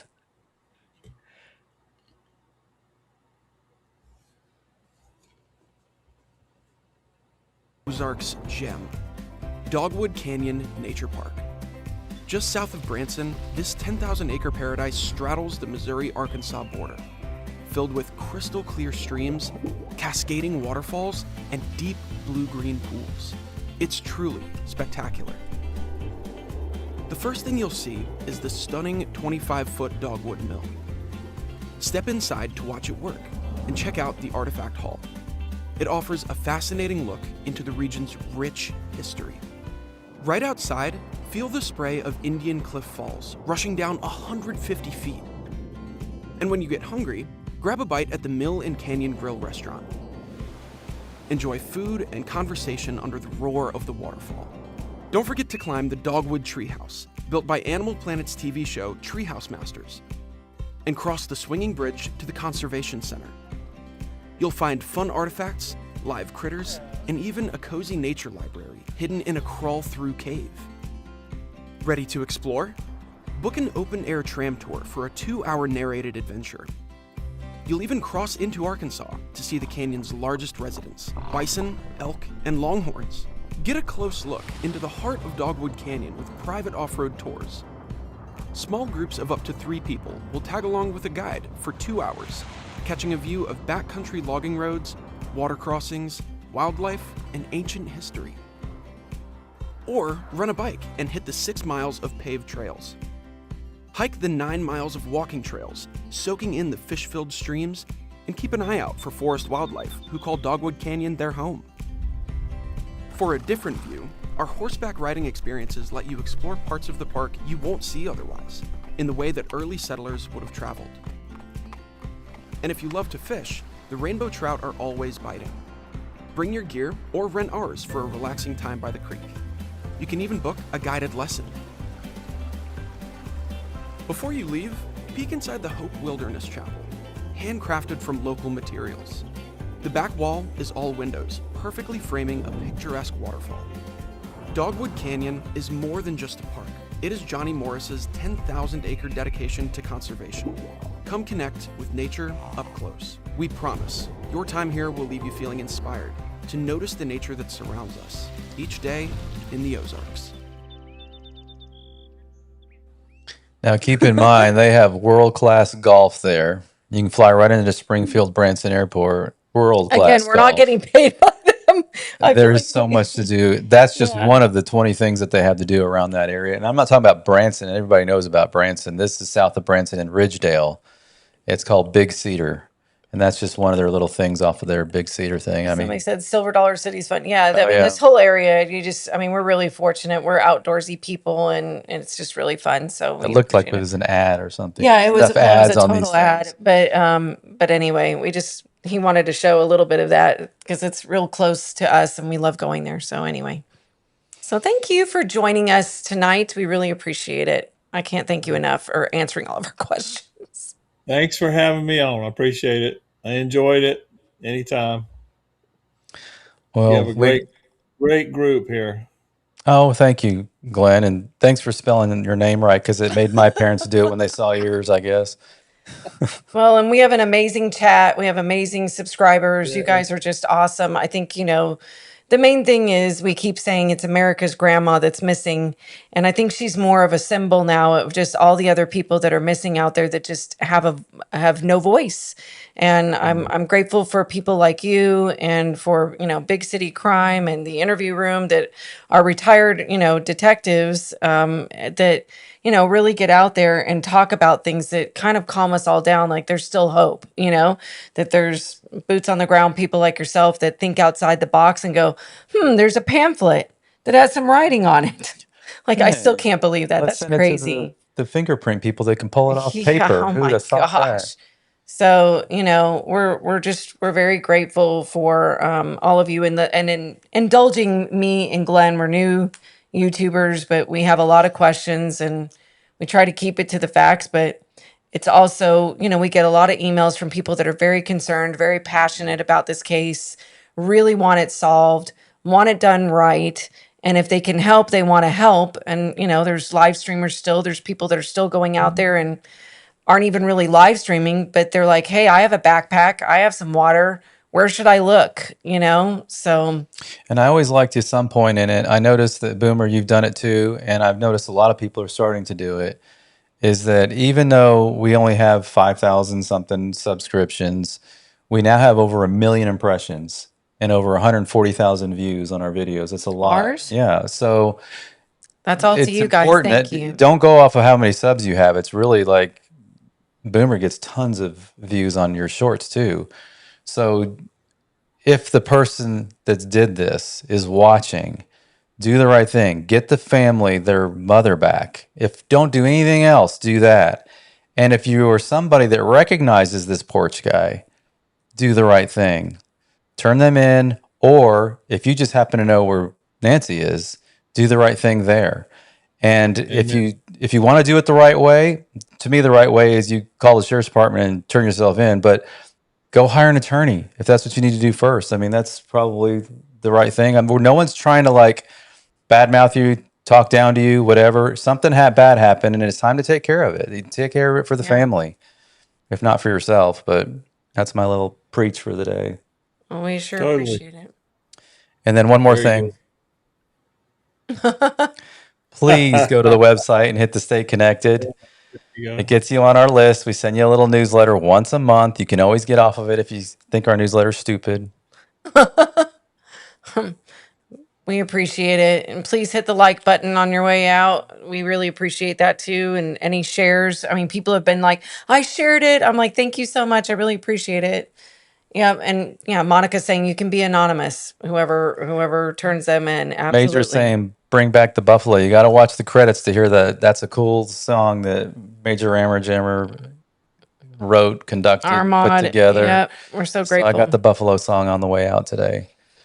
So that's it. We're calling it a night. Thank you so much, Boomer. We really appreciate it. Thank y'all. Tell your wife thank you for letting us steal you on a Tuesday evening. We really appreciate it. If you need anything ever, just call us. Okay. Thank you. She was Good night. quilting anyway. Okay. Good night, everybody. Have a good night. Thanks, everyone. Oh, you got to wave over here. Yeah.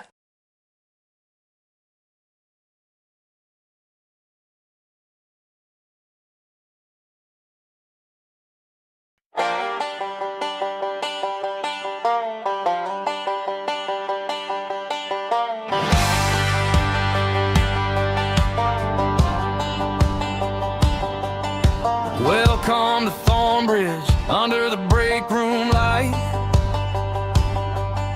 Jam brings the facts, Glen brings the hard truth. Cold case folders open, names we will not lose. We follow every thread for the ones abused. No smoke, no gloss, just the line and the cost. If it happened, we'll say it. If they're missing, we'll pray. Thornbridge X Unfiltered, truth and justice. Thornbridge X Unfiltered, we speak for the missing. Jen wants the facts, Glen keeps it real. Thornbridge X Unfiltered.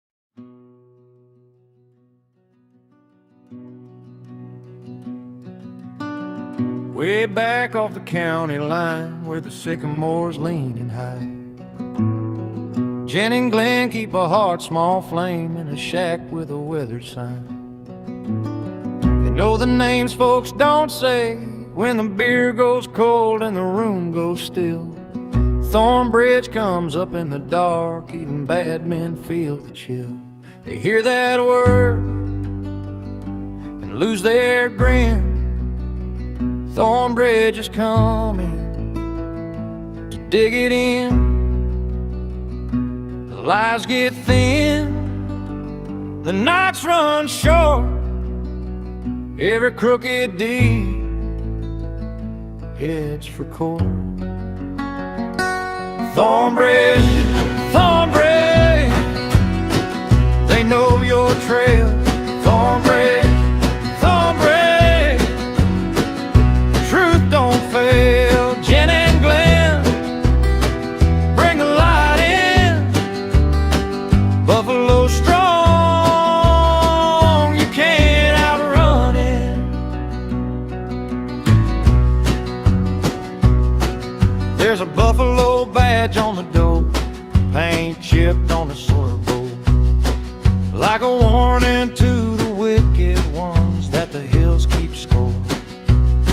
Old trucks roll by in the rain with their radios turned way down low, 'cause once the Thornbridge name gets spread, folks start letting secrets go.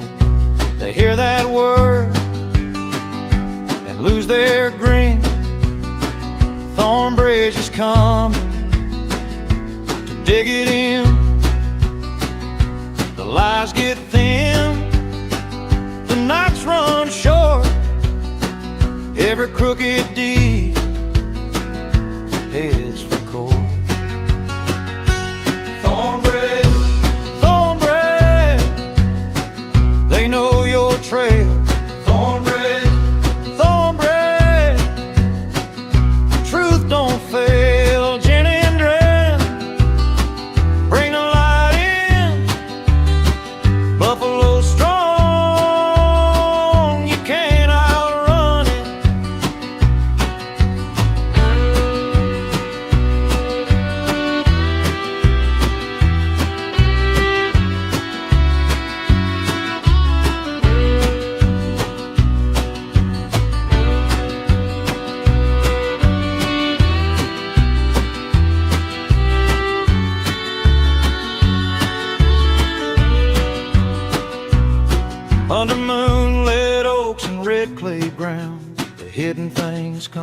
shaken out.